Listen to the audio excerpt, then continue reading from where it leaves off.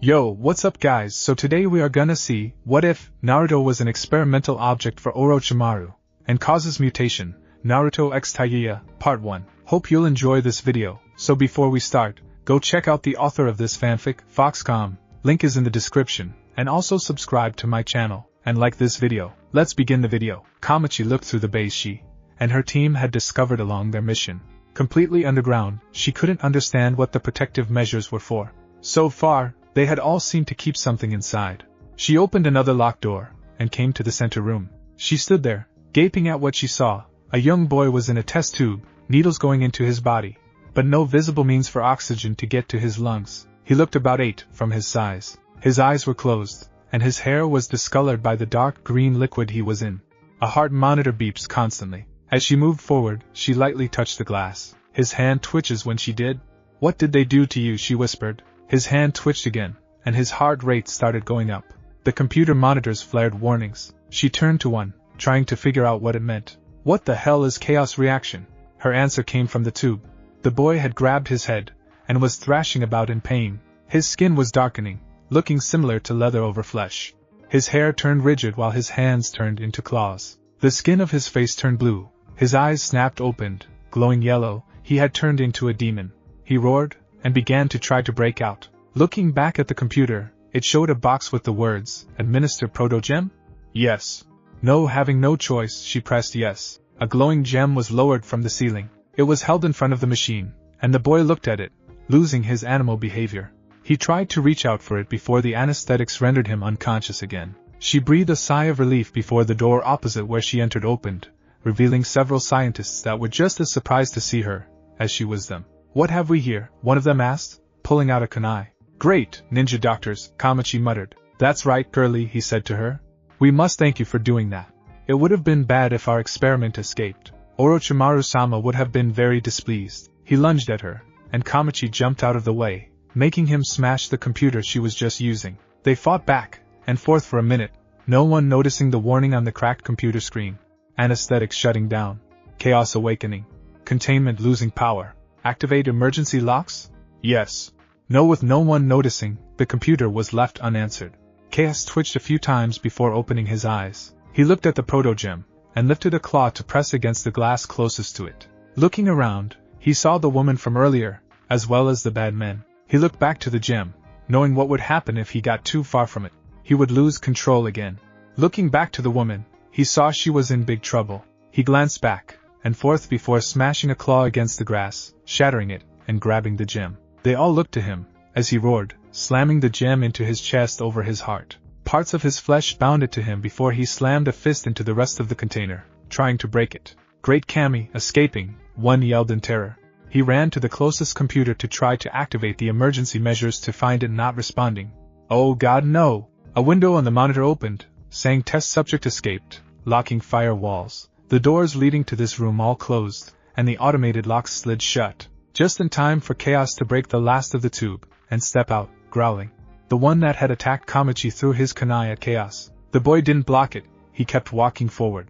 The kunai hit his chest, and bounced off, the tip bent. He grabbed the first doctor, and pushed his claw right through his heart. Tossing aside the body, he glared at the next, and jumped at him. High in the air, wings spread from his back. Chaos landed on the doctor, and the spear-like tip of his right wing slammed into the man's head, killing him. Chaos looked at the last doctor, the one that had tried to stop him escaping.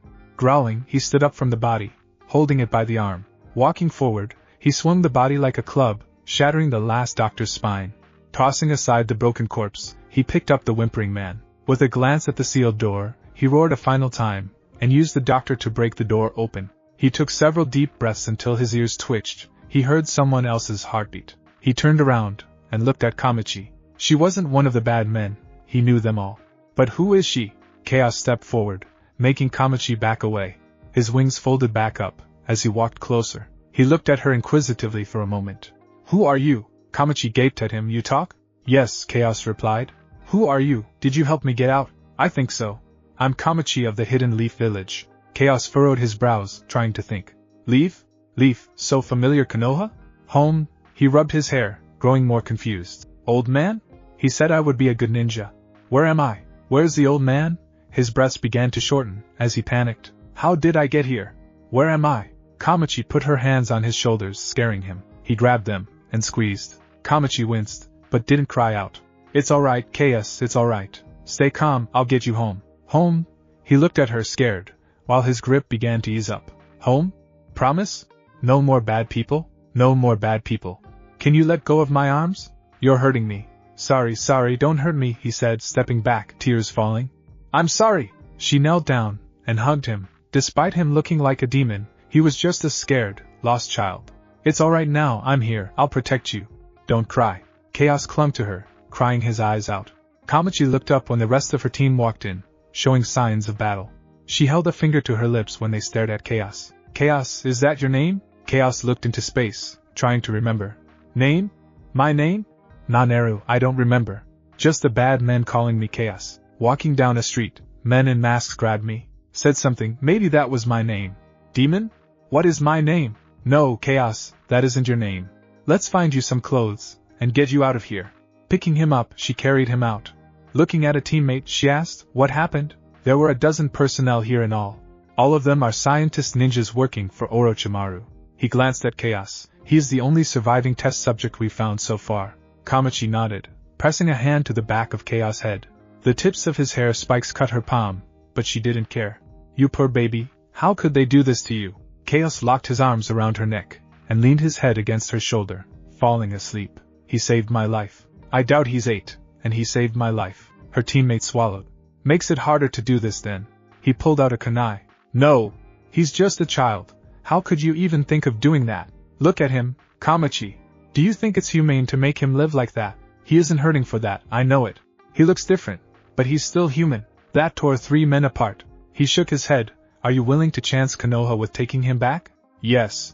Because I know Chaos won't harm a soul that doesn't harm him. Are you sure? Is there even a doubt in your mind? The image of Chaos thrashing about like an animal flashed through her mind.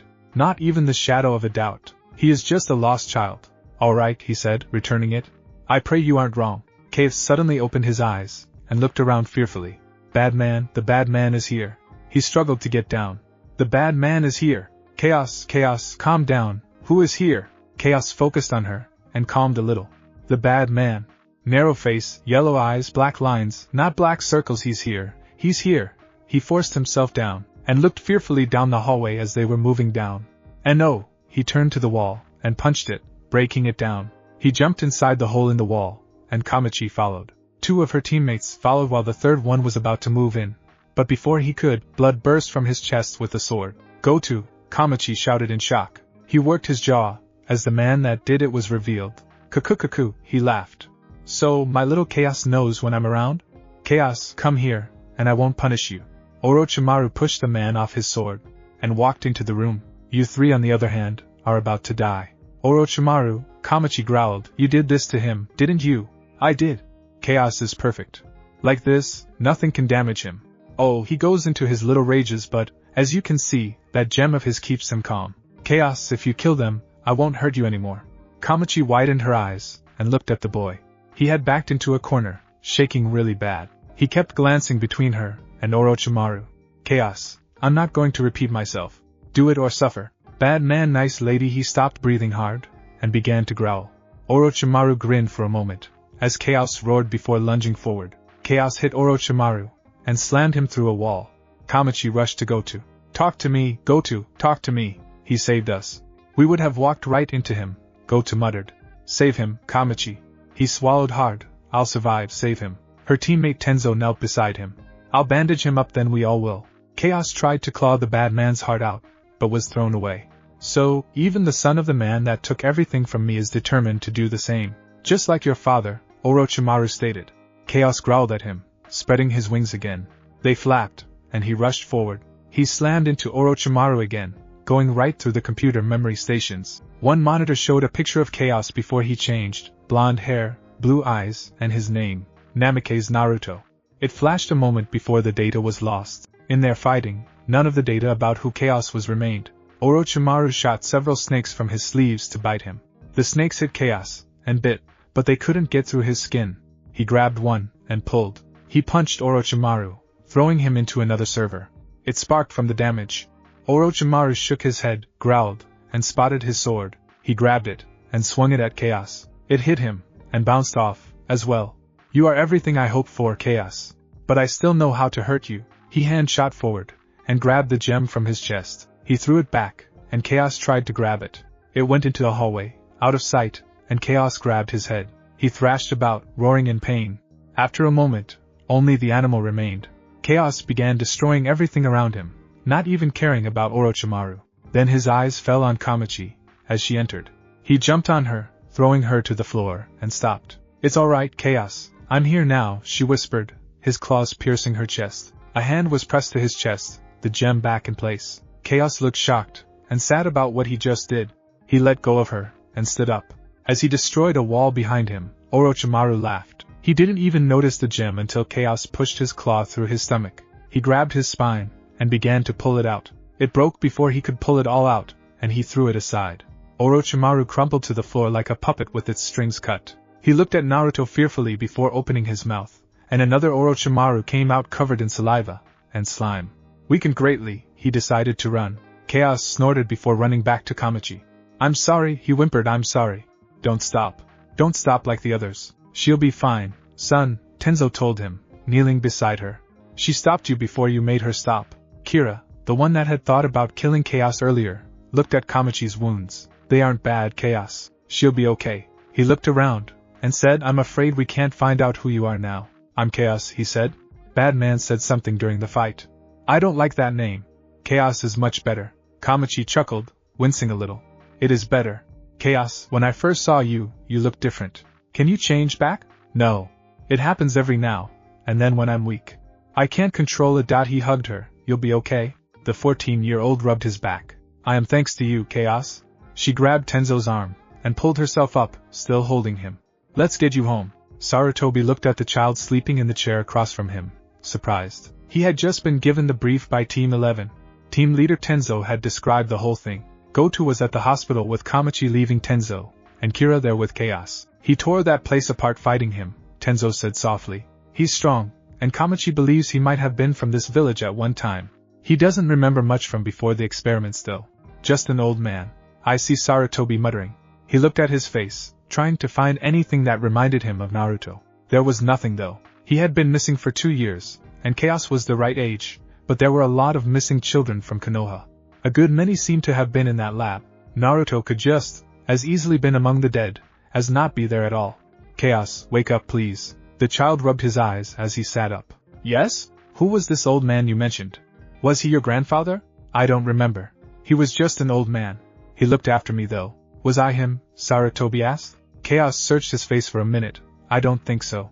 I just don't remember. He looked at the door before it opened. What's this I hear that you found that snake bastard? Anko shouted. She looked around, and her eyes landed on Chaos. Is he? Yes, he was experimented on by Orochimaru, Sarutobi told her. Chaos watched her wearily, as she moved closer. She looked at him in his glowing yellow eyes for a moment, seeing fear there. She hugged him, and said, there, it's over now. He can't hurt you anymore. Anko has you now. Chaos felt safe, and warm in her arms, so he hugged her back, and said, Mama, that settled it for her. I'll take care of him, old man. And don't you dare release who did this to him. Old man, Chaos cheered, smiling, as he christened him that. Sarutobi sighed. If you insist, Anko. I do. Then he is yours to take care of, as well as take responsibility for. So if he does anything, it will be your fault. Anko nodded, still hugging him. I understand. Me too, old man. I'll behave. I hope so. Don't worry, there shouldn't be a problem with getting him in the village. Take your son home, Anko. Yay, home, home, home. He jumped to his feet, and ran to the door.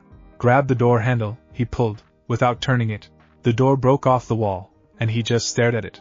Oops. He put it back in its place, and stepped back, only for it to fall forward.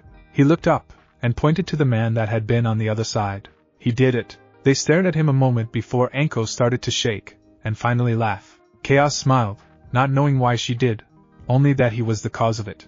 Come here, Squirt. She picked him up, and put him on her shoulders. How about I open the doors for now? Okay. But he did it. Oh, I know. She whacked Kakashi upside the head. That's for breaking the door, Baka. Chaos grinned, and bopped him too, Baka. Kakashi could only blink, as he stared at the child being taken away by Anko, and then turned to the Hokage. What do I miss? Anko just adopted the child, Chaos, Tenzo told him. He looked at them, and said, "You have any idea how corrupted he's going to be? What is he anyway? He is a child that was experimented on. He lost his past, and that form is his future," Sarutobi said with a sigh. "Is he dangerous?" Kakashi asked. "Unbelievably so," Kira told him. "He almost killed Orochimaru. But he is only dangerous to those that attack him. You saw him, he is a child." Kakashi looked back to where Anko and Chaos had been. "Lost one demon, gained another." "What was that, Kakashi?" Sarutobi growling. "Nothing, sir." Sarutobi glared at him for several minutes. "You better not let your personal feelings for Naruto or Chaos show again. Do I make myself clear?" "Yes, sir." "Good. Now let me make this clear to you. Chaos is a child, not a demon. Treat him as anything else than that, and I will have the offender in jail by the end of the day, provided Anko leaves anything left of them. Understand?" "Yes, sir," the ninja in the room replied. "Pass that along," Sarutobi ordered. "Mama," Chaos said from behind the curtain. "Why so much metal?" "So you can't break it," Anko replied. "Now come on out." Chaos pulled the curtain back, revealing himself now.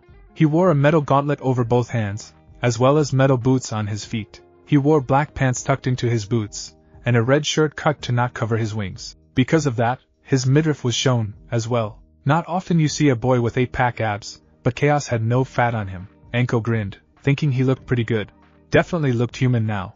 Just a blue face and wings. Most of his skin was like black leather, so what was seen would easily be mistaken as clothes. Finally, a red headband was around his forehead, twisting through his rigid hair. "Do I look good? Awesome, now let's get you some food." Chaos got this feral look at the mere mention of food, and his stomach growled enough to shake the building. "I take it you're hungry?" His cheeks turned purple, he was blushing. "Yes, I am."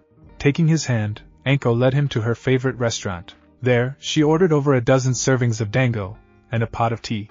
Chaos was bouncing in his seat, as it was brought out for them. Before Anko could even reach for any, Chaos grabbed 2 handfuls of the dumpling sticks, and began eating with no regard for manners. He ate them by putting the skewer in his mouth, and pulling all 3 off, quickly chewing, and swallowing. He ate all 8 sticks in 6 seconds, grabbed the pot of tea, drained it, and grabbed the remaining dango, ate them, and searched the table for more food.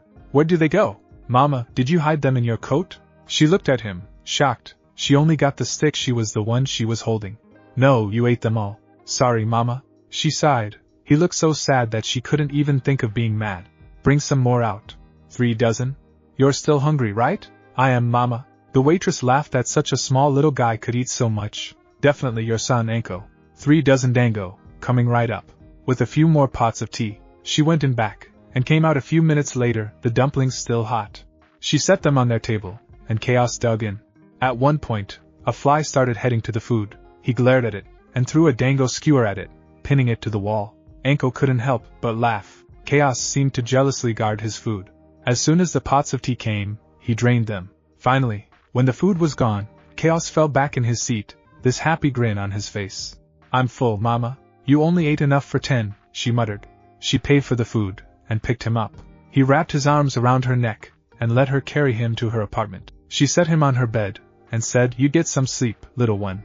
You have a big day tomorrow." He yawned. "What happens tomorrow?" "I trained you to become a ninja." She leaned down, and kissed his forehead. "Sleep, oh babe." She hummed him a lullaby she remembered from when she was a child, quickly putting him asleep. Chaos walked into the ninja academy, glancing around carefully. In the 4 years he had been in Konoha, Chaos had never been here before. Mama had said that the academy was for slackers, and had gotten the old man's approval to study at home. To say he had thrived was an understatement. With friends like Ibiki and Kurenai, he was taught by the best. Tenzo, Kira, Goto, and Kamachi-chan taught him things, as well. Around his belt, daggers, gifts from Ibiki, hung in sheaths. All of them were double-bladed stilettos at least 8 inches long with perfect throwing balance. His sword, Death Penalty, a gift from Kamachi-chan, could be used as a single sword in one hand, could separate to be used as a sword for each hand, or a double-bladed sword. That was his favorite one. He looked at the academy students staring at him. He felt shy about them staring, even after 4 years. But, as the only son of the meanest bitch of a kunoichi to ever live in Konoha, his mama's own words, he would never show that. He gave them a wicked grin, revealing his fangs. Licking his lips, he said, "Ooh, my next meal." That got the point across, as most were smart enough to look away. This one boy with duck hair, and a fan on his back scoffed at him. "I don't know who you are, but drop the tough guy act and hench." Chaos grinned evilly. "How about you release it?" Chaos challenged. He held his arms wide, waiting. Duck Boy raised his hand, and tried several times to release but never succeeded. Chaos, a woman said behind them. Smiling, happy to hear the voice, Chaos turned to Kurenai. How have you been? I've been good, Kurenai-sensei. Hello, is this Hinata you told me about? He looked at a Hyuga that hid behind Kurenai, as he tried to get a good look at her. A pleasure to meet you. I am Mitarashi Chaos. She blushed a little at being the center of attention. Ano, I'm Hyuga Hinata. Kurenai-sen has told me much about you, Chaos-kun. Not a word of it is true, I swear, he joked. Hinata tilted her head, and looked up at her escort to see her chuckling. Does that mean he isn't a very nice boy, Kurenai-san? He is, he's just being his mother's son right now. Go on, you don't want to be late for your genin exam, do you? No. Have a good day, Kurenai-san, Chaos-kun. She walked inside after that. Chaos watched her go in, and found Sasuke seething at being forgotten. Yes, do I know you? Sasuke growled a moment before getting this I'm better than you look on his face. No, but you should. I'm Uchiha Sasuke, the heir of the Uchiha clan. Chaos looked at him blankly. Oh, you're the great-grandson of the traitor, Uchiha Madara. He smirked when Sasuke shook with rage. Am I wrong? Sasuke took a deep breath, and walked inside. He stopped a moment when he heard Chaos make a chicken call after him. And as always, you aren't willing to go with the crowd, Kurenai stated. Now where is the fun in that? Chaos replied. He popped his fingers before bowing to her. But alas, dear lady, I must cut our time short. Ja-eni without coming up from the bow, he shunned Shin into the air, grabbed a windowsill, and pulled himself inside. She is her son, Kurenai said before leaving. Chaos dropped down in a chair, and kicked his boots up on the desk. When he saw Sasuke glare at him for taking his usual seat, Chaos grinned, and said, Why so serious? The instructor came in, and sat down at his desk. Alright everyone, settle down. Iruka-sensei. Who is that thing in Sasuke-kun's seat? This pink-hair girl called. Iruka looked up, and smiled. Hello Chaos. Finally decided to grace us with your presence? Chaos sat up, and started speaking in a snobbish accent. Yes. I woke up this morning, and decided to come down from up high, and mingle with the commoners. He looked around with his nose up in the air. How vulgar. How do you put up with them? Chaos couldn't continue because he started laughing too hard. Iruka laughed. As well, everyone, this is Mitarashi Chaos, the son of one of the best kunoichi Konoha has. As you can see, he doesn't have a serious side. Chaos grinned. Why so serious, sensei? Let's put a smile on that face. Oh no, last time you were determined to make a person smile, you painted the painting section of a museum. Chaos laughed again, wiping his eyes. That was a good one. Anyway, let's get on with the test. But why is he here? Sakura interrupted. Oh, why didn't you just ask? Mama got permission from the Hokage for home study. Sasuke looked at Iruka in disbelief. You mean this clown was taught by an elite? Oh no, Chaos denied. There were 6 elite, and several. Iruka sighed. Chaos always loved infuriating people. Too much like his mother at times. Iruka sighed at the end of the day. He suddenly realized that there was one thing Chaos wasn't taught, restraint. First came the accuracy test. Chaos threw his kunai and shuriken hard enough to destroy the targets. Next came taijutsu. Chaos caught Mizuki's first attack, and threw him at the targets. For test knowledge, Iruka knew that he knew very little about it. So when he graded his test, and scored a perfect, he knew, somehow, without being seen, he had cheated. In the test, Chaos pulled off the henge perfectly before doing another, making himself and Mizuki blow back from nosebleeds. Finally in the ninjutsu test, he filled the room with Kage Bunshin clones. Iruka even asked him at the end if he had any restraint, and Chaos had replied, What is this restraint you're talking about? No, serious, what's restraint? Iruka had given him the Rookie of the Year title, naturally. And naturally, Sasuke had challenged Chaos to a fight. And naturally, Chaos had put him in the hospital with a broken arm. Now, there were 2 views on this. Some, the Uchiha supporters, demanded his ninja status, and the least of them, taken away. Others, who saw the potential in Chaos, thought that a slap on the wrist was called for. Danzo was among the second group. Anko, on the other hand, laughed it off, and told him he did good, and said that any person that tried to do anything to her son would face her first. Then God help them, they would face Chaos. There were, understandably, few willing to put anything forth. And that is the end of it, Hokage-sama, Iruka told him. You are certain he cheated? Sarutobi asked. Yes sir. I did train him in a few things. Yet you never saw anything. Never sir, Iruka replied. Like I said, a few things. Yet, without seeing, without proof, you still feel he cheated. I do. Sarutobi sighed. Yeah, he probably did.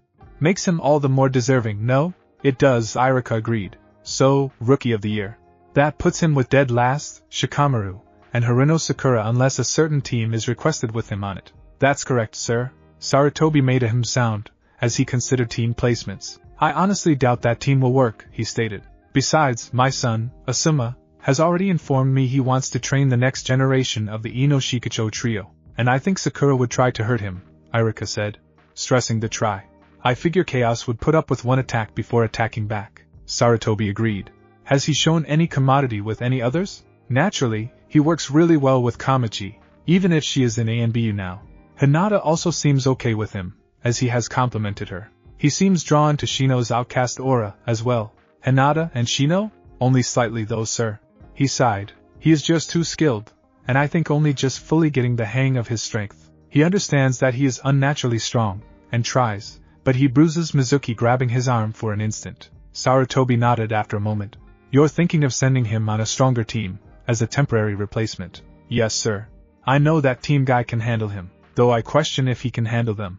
And with most of his contact being with Jonin, I would understand that he would feel more comfortable with them. Very good point, Irika. I will think about it. Until then, who do you suppose for the rest of them? Irika gave a list of teams that he believed would give them the best chance at making it, as genin before leaving. Come on, Mandasama, Chaos said atop the giant snake. Relax, have some fun. This is a party. I am the boss of all snake summons, I don't have fun. Oh, so that isn't your tail swaying along to the beat? Chaos asked him. Manda gave Chaos the best glare he could, which wasn't a good one. He did like Chaos for some reason. I swear I should eat you for implying such a thing. Chaos laid down on his head, chuckling. Remember how well that went the first time I summoned you? I made you throw me up. Something I still can't understand, the snake grumbled. Fine, I'll have some fun. Great, Anko said drunkenly. She wheeled a barrel of sake over to him. Then you two must share a drink with me, she slurred. The two sighed. Chaos had been drinking sake since he was 10, while Manda sighed because he couldn't eat her, as she was Chaos' mother. Fine, they said. A half hour later, both were singing badly. Oh, won't you show me the way to go home? I'm tired, and I want to go to bed. I had a drink about an hour ago, and it went straight to my head. Ba-dum bump bump. No matter where you are, land, air, or sea, you will know that it is me by the little song that I sing. They repeated it, going faster. Mama, we're out of sake, he said, lifting the barrel over his head. She moaned where she fell, so he turned to Manda. Looks like the party's over, Manda-sama. Too bad, he muttered. See you around, Chaos. Manda disappeared in a flash of smoke. Chaos helped his mother up, and carried her in the house. Port, he said, moving left. Port, she said as well. Starboard, he said, moving right, which she repeated. She picked up a bottle that he passed, and he said, drop it. Drop it, she slurred before doing so. Chaos set his mother in her bed, and was pulled in, as well. My little baby's all grown up. Mama, I'm not a little baby anymore. I know, she said, wiping a tear away. Who said you could do that? Why couldn't you stay small and cute? I believe that's called the passage of time, Chaos told her before giving her a hug. No matter what though, your mama, always was, always will be. He held her tight until he suddenly looked her in her eyes. Mama, what's restraint? Sarutobi looked at the picture Chaos turned in. It was every bit as intimidating as he thought it would be. He had his wings unfolded, floating above the ground, death penalty in his right hand held in the air while his left hand was held out, claws extended. Chaos really had no fear of showing himself off anymore. I was thinking something really frightening, like some monster movie, but Mama said I need to look at least a little presentable, Chaos told him. His ears twitched, and he was on his feet, charging the door. He was almost there when it was thrown open, and a figure charged in with a kunai. Chaos! Stop! Sarutobi shouted at him. Chaos looked at him, holding the assassin in his claws, ready to tear his throat out. Thank Kami, that's my grandson. Chaos blinked at him, and held the twerp in the air by his scarf. Wait, it isn't some elite assassin? Just some snot-nosed brat playing with the old man? Konohamaru just stared at Chaos for a moment, shocked by what he saw. Then he realized what he said. I'm not playing. I'm going to beat the old man, and take the Hokage title. Chaos stared at him blankly.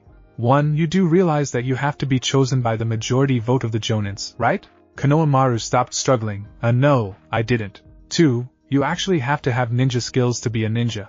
And you have to be a ninja to be Hokage. Hey, I have mad skills. That's why I'm holding above the floor, and you can't escape. Konohamaru started struggling again, but Chaos ignored that. 3. I highly doubt that you are ready to send people to their death.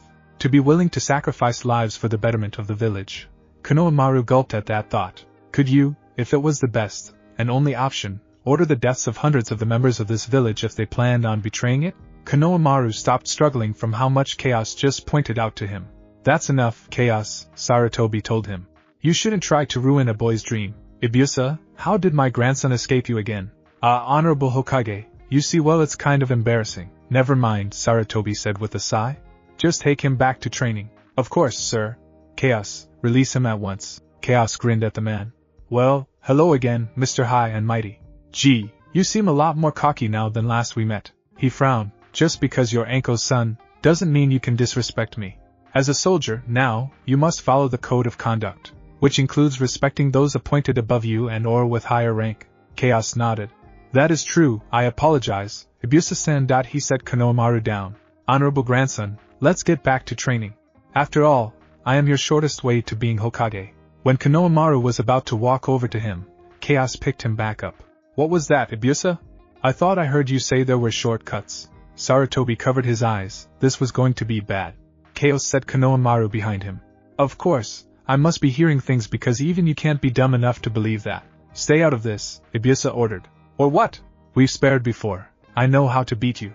And I know, you didn't take a shortcut to get your rank. So, enlighten me, how will training be the shortest way to being Hokage?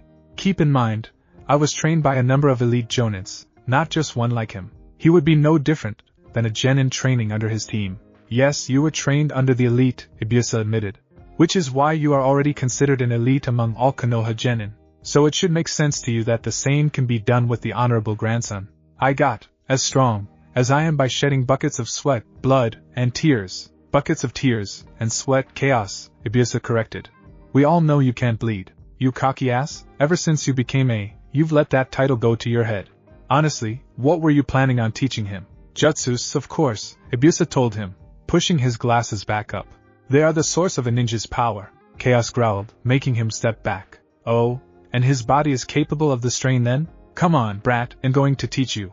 Without waiting, he put Konohamaru on his shoulders, opened a window, and flew off. He can't do that, Ibiusa shouted. He'll end up just like him, and his mother. As he chased after them, Sarutobi sighed again. Then he brightened up. Actually, that might not be a bad idea. Chaos landed outside his home. Mama, I need your help. What is it, baby? Anko said, walking out while eating a dango stick. This is Konohamaru. Ibiusa is his trainer, and the ass was filling Kono's head here with talk of shortcuts, and that is power. Konohamaru finally realized just who he was with. He had heard talk about the snake woman, how her sensei was the traitor student of his grandfather, and she had a son that was likely the result of some experiment performed on her by that same man. I see, Anko said, smiling. Well, Konohamaru, you are in for a treat then. Welcome to Mitarashi boot camp. See this spiky haircut, it means I'm about to get some PT. See his spiky haircut, it means he's about PT too. And I see you already have a spiky haircut, meaning you're about to get some PT. Konohamaru blinked a few times. What's PT? Chaos grinned evilly. Physical training. I said keep running, Anko yelled behind Konohamaru, as they jogged around a running track. My son is walking faster than you are running. I better not beat you, recruit, Chaos called. You evil sons of Konohamaru tripped, fell, and didn't get back up. Anko had him change into some of Chaos' old training clothes from when he was that small. Anko pressed her hand to his forehead, to feel it had gone dry. He's done, I'll take him home. You get a cold bath, and some liquids for him to drink ready. She picked up Konohamaru, and ran to their home. Chaos jumped into the air, and flew ahead. He got there, and did, as his mother ordered. He opened the door when he heard someone outside it to find it wasn't his mother, it was Ibiusa. Where is the honorable grandson? Why is he suffering from dehydration? Chaos countered. Why could he barely run a mile? What training has he been getting from you? Chaos pushed him out of the way for his mother to get inside. Konohamaru was laid out in the water that only covered half his body, and given some cold water to drink. Keep your wrist under the water, Anko ordered. Your body is overheated. Your wrist will carry the cold to the rest of your body, cooling your core temperature. She eased the cup to his lips to let him drink. Slowly or you'll throw it up, she told him. It wasn't long before he began to shiver, and sweat had started to form again. Chaos turned back to Ibiusa. We'll handle his training. You almost killed him, Ibiusa growled. He was never in danger. Moreover, look at him, he is going to be going to the academy soon. Why isn't he drinking water for the training he'll be doing? Ibiusa didn't say anything. Ibiusa, you're used to training those that know, not someone inexperienced. Leave it to us, we'll get him tip-top shape for when you can train him. Zabuza was quite a moment longer. He has 2 friends, Moegi and Udon. I don't believe anyone is getting them ready for the academy, as well. He turned and left. Chaos walked over to Konohamaru, who was responding normally again. Think that was tough? Yeah, he replied. Before we let you join the academy, you are going to be able to run 3 miles in 28 minutes or less, a minimum of 3 pull-ups, and a minimum of 50 crunches in 2 minutes. I can't do that. Anko rubbed his hair. I know it seems a lot, but I had to do that, and Chaos had to do that. Now you will too, and your friends, Moegi and Udon. You 3 are going to get strong now, so when the time comes, all you'll have to do is maintain it. You mean the reason you held me up without any effort is because of that? In part. Another part because I'm just strong. But you know what, that helped me Jack when it came to Chakra. You have very little now, and no developed control. So we'll also be working with you on that. And this will make me, as strong as you, and the old man? You think we don't train like this? Anko asked. Grant, I pushed Chaos harder than most parents, but he had far more to give. He looked at them for a few minutes. If this is so important, why didn't Zabuza teach this? He was an instructor, as well, Anko told him. A good one, but he always got students when they knew the basics. When he became he forgot that he had to also teach the basics now. Konohamaru shivered again, so Anko pulled him out, and wrapped a towel around him. Alright, you 2 are my boss from now on, he cheered. You got to teach me everything you know. Well, pushy little brat, aren't you? He grinned. Fine, but only if you get your friends in on this as well. He did. The next day, the people of Konoha saw 5 figures jogging down a street for the older ones, running for the 3 younger brats. All 5 of them wore the same thing, green shorts that went down to their knees, a green t-shirt tucked into their shorts, and running shoes, while Anko and Chaos wore what was called a camel pack, a pack with a tube that you could suck stored water into your mouth with. Chaos was at the front, guiding it, while Anko ran at the side, making sure none of the 3 kids fell out. When finally Anko called for a stop, the 3 thought they were done or on a break, so they groaned rather loudly when she had them do exercises. 30 crunches, 10 push-ups, and then jumping jacks. A quarter of a mile later, they repeated the process. They did it 6 times before finally stopping. When they went to fall down, Chaos said, "Don't. Keep walking, and keep your head above your heart." He went inside, and got a bottle of water for each. Giving them to them, he said, "Remember, hydration is key. Drink too little, you can't perform. Drink too much right now," and all 3 of them started gagging, and threw up the water they just drank. "I think you know what happens now. Sip the water slowly." Looking downright miserable, they did, as instructed. As they walked though, they felt their muscles loosen up again, their heart rate return to normal, and their bodies cool faster. "I don't get it," Konohamaru muttered. "Yesterday, I felt like crap after running." Anko chuckled. "You also didn't drink enough to prepare yourself for it. Walking around allows your body to burn off the excess adrenaline, letting the heat escape, and keeps your body from tightening up. To suddenly cool you like we did can actually hurt you if done wrong." Konohamaru grinned, and had to say it. "Oh nice, Anko is back? Not senior drill instructor Mitarashi? Do you want the senior drill instructor back that bad?" "No," all 3 shouted. Chaos chuckled, as well as his mother. "Well, now that we have gotten our morning exercise, time for other things. Go change into your clothes, and come back out here." While they did, Anko began getting tools of the trade while Chaos got some Chakra exercise tools. When they returned, they got right into it. These, of course, are your basic ninja weapons, the kunai, and the shuriken. Now, the shuriken is a light throwing weapon designed so that, as long as it isn't flipping end over end, it will cut your target. The kunai, on the other hand, was only later designed for throwing. While still usable for that, it was crafted first, and foremost, as an easily hidden melee weapon. Each weapon has its own special needs for maintenance, needs we are going to begin to teach you now. Sit down in front of each kid on the ground. Now, what you see here are a rusty kunai, a dull shuriken, a whetstone, a wire brush, and a chemical called CLP, cleaner lubricant preservative. Its purpose is to loosen dirt, grime, and rust from metal so it can work properly while also lubing joints, and slides to move smoothly, and fill in crevices to keep things like dirt from where it shouldn't be. Following? Yes, sir, they told her. Good. Now you are going to get those weapons back to how they should be. I will show you while Mama will give you corrections, and answer questions. He first picked up the whetstone, poured water on it, then began running it along the dull blade. The 3 of them mimicked the motions. "How will we know when we are done?" Moegi asked. "Look at the edge. It will shine brightly in the light," Anko told her. "Another way, take a piece of wood, and make a notch in it while dull, and then do it again, as you sharpen. Sharper it is, smooth the cut. Be careful not to cut yourselves," Anko told them. They continued doing this until they had them sharp again. Okay, now take your spray bottle of CLP, spray some on the blade. Whatever you do, don't drink it. It'll give you the runs. Once you have a light coat, begin scrubbing away with the brush. They did, saying how cool this stuff was for doing that.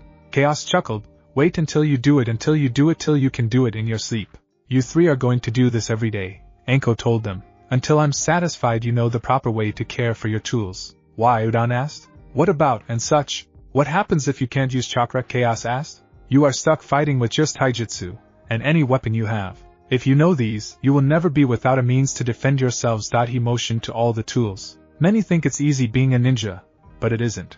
It's more than being paid to be physically fit. You have to know yourself, know your tools, and know the target. Konohamaru looked thoughtful. But aren't you the one that can't bleed? You have nothing to worry about. You're wrong, Chaos told him. I can bleed, my skin is tough, damn near indestructible. But only damn near. There is a here in Konoha that has cut me. He is your uncle, Kono. Uncle Asuma? That's right. Quite a shock to see my blood for the first time. Shocked him too, Anko laughed. Which was it that hurt him the worst? Me or you? I think you did with the nut shot. Screaming at him for FING almost killed my little baby. FING? Moegi asked. I don't repeat that. He shook his head, rubbing his forearm where that cut had been. He would never deny his mama overreacted at times. Anyway, there are ways around that, and there are also a rare few times when I'm just as normal as you. No way, they said in disbelief. It's true, Anko said, hugging Chaos. My little baby has blonde hair, blue-eyed runt. Mama, I'm not your little baby anymore, he protested. I'm a ninja from Konoha. Never, she told him. You'll always be my little baby. Mama, you're making me look bad in front of the brats. A mother's right, she told him. Don't you dare breathe a word of this to anyone, he threatened them. He's right, we have a reputation to keep up, Anko told them. We're the insane ninja of Konoha. We'd be the laughing stock of the village if they knew. When Moegi suddenly started to smile all too innocently, Chaos said, and while we're not willing to give you something to keep silent beyond what we are doing, do speak of it, and there will be one less brat in the village. Because I will hunt you down before leaving in shame. The way he said it made him wonder. Was he joking or was she really telling the truth? Moegi decided not to try. For now, Grandma Kohara says you two are delinquents, a disgrace to how shinobi should act, Udon told them. Chaos grinned, then just reminded her of that trip to the land of the sky, that bag she smoked, and the rose tattoos she got. What we do off missions hardly reflects us on missions. Udon thought hard. Grandma doesn't have a tattoo. Anko grinned. Not anywhere you've seen. But there are those that are interested in such information. She fought hard to keep from laughing, remembering when Chaos had come home one night, grinning like a madman when he told her he stole the private journals of Koharu and Hamura of the elders. Chaos had said yuck about the part that said that Udon very nearly came close to calling Hamura Grandpa Hamura. She found it funny. They spent the whole night reading those. Her face straightened. It also revealed about the Uchi House massacre. Moving on, your next exercise is going to be chakra exercises. First, who here can't control their chakra? Moegi raised her hand. We'll work with you on that. You too, Chaos handed them a leaf. Make it float on your forehead. They were about to put them there when Chaos held up a hand. Wait, let me show you three something. He held up a blank paper. A few moments later, he flipped it to the other side, showing the Konoha leaf on it. Did you see it? Konohamaru. And Udon looked confused while Moegi thought about it hard. Oh, I know. We focused on the leaf. Anko smiled at them. Correct. On the blank paper, you just looked everywhere. But when you had something to focus on, you stayed in that small area. Your chakra will be exactly like that. So she drew a small spiral on their foreheads. Chaos, baby, show them. Chaos pulled his headband off, and showed them his palms. The same spiral was on all of them. These are artificial chakra-controlled devices. They do nothing more than to help maintain where I send the chakra. I also have them on the bottom of my feet. Cool, Konohamaru stated. He pressed the leaf to his forehead, and after a moment, his chakra focused right on that point. Udon followed suit while Moegi waited, excited to get her chakra. Now, this is going to be slow, Moegi, Anko told her. First, let's add a spiral to your hands. Now sit down, hold your hands a few inches apart, and close your eyes. Look down deep inside. Forget the village around you, forget the air around you. It doesn't exist. Feel what's only in your mind. After a few minutes, Moegi began to breathe very slowly, even though her heart had slowed. Now, feel the memories that are trying to crowd your mind. Gather them all up, and throw them in a fire until the fire burns out of control, leaving nothing there anymore. Nothing, a void. The two boys watched, as she seemed to fall into a deep meditation. But you aren't alone in that void, are you? You feel something, just out of sight, just out of reach. It flows inside you like a river, moving about wildly, uncontrollably. But it's there waiting. You see it now, spreading as far as you can see. Now jump in. Focus on your hands, Konohamaru. And Udan stared in amazement, as her hands started to glow with chakra. It grew brighter, and brighter until it suddenly fizzed out. Moegi started to fall forward to be caught by Anko. Excellent, Anko told her. Perfectly done. I felt so alive, Moegi breathed out. Like there was nothing I couldn't do. She had this smile on her face that Anko had only seen matched by her son on a very good day. I want to do it again. You can't, you burned through all your chakra for now. But now that you know how, it's going to be easier, and easier to draw out. Moegi took a deep breath. Does it always feel like that? No. For me, it feels like walking on a blade's edge. There is a thrill in doing it, but one wrong move, and I fall off the edge. For me, my first time was like the first time I had fought. There was excitement, but also pain. That I could lose myself either way. Moegi rubbed her arms. I never want that feeling to go away. Wait, why isn't it like that for us? Konohamaru asked. It's how you draw it out, Anko told him. My sensei taught me how to be like him before him. You were taught by Ibiusa, not your grandfather, so you see it as a tool to control. Is it any better? Udan asked. Yes and no. It's different, not better, not worse. It does help you connect with your body though. She looked at the still breathless little girl. What do you feel? Like every nerve is tingling.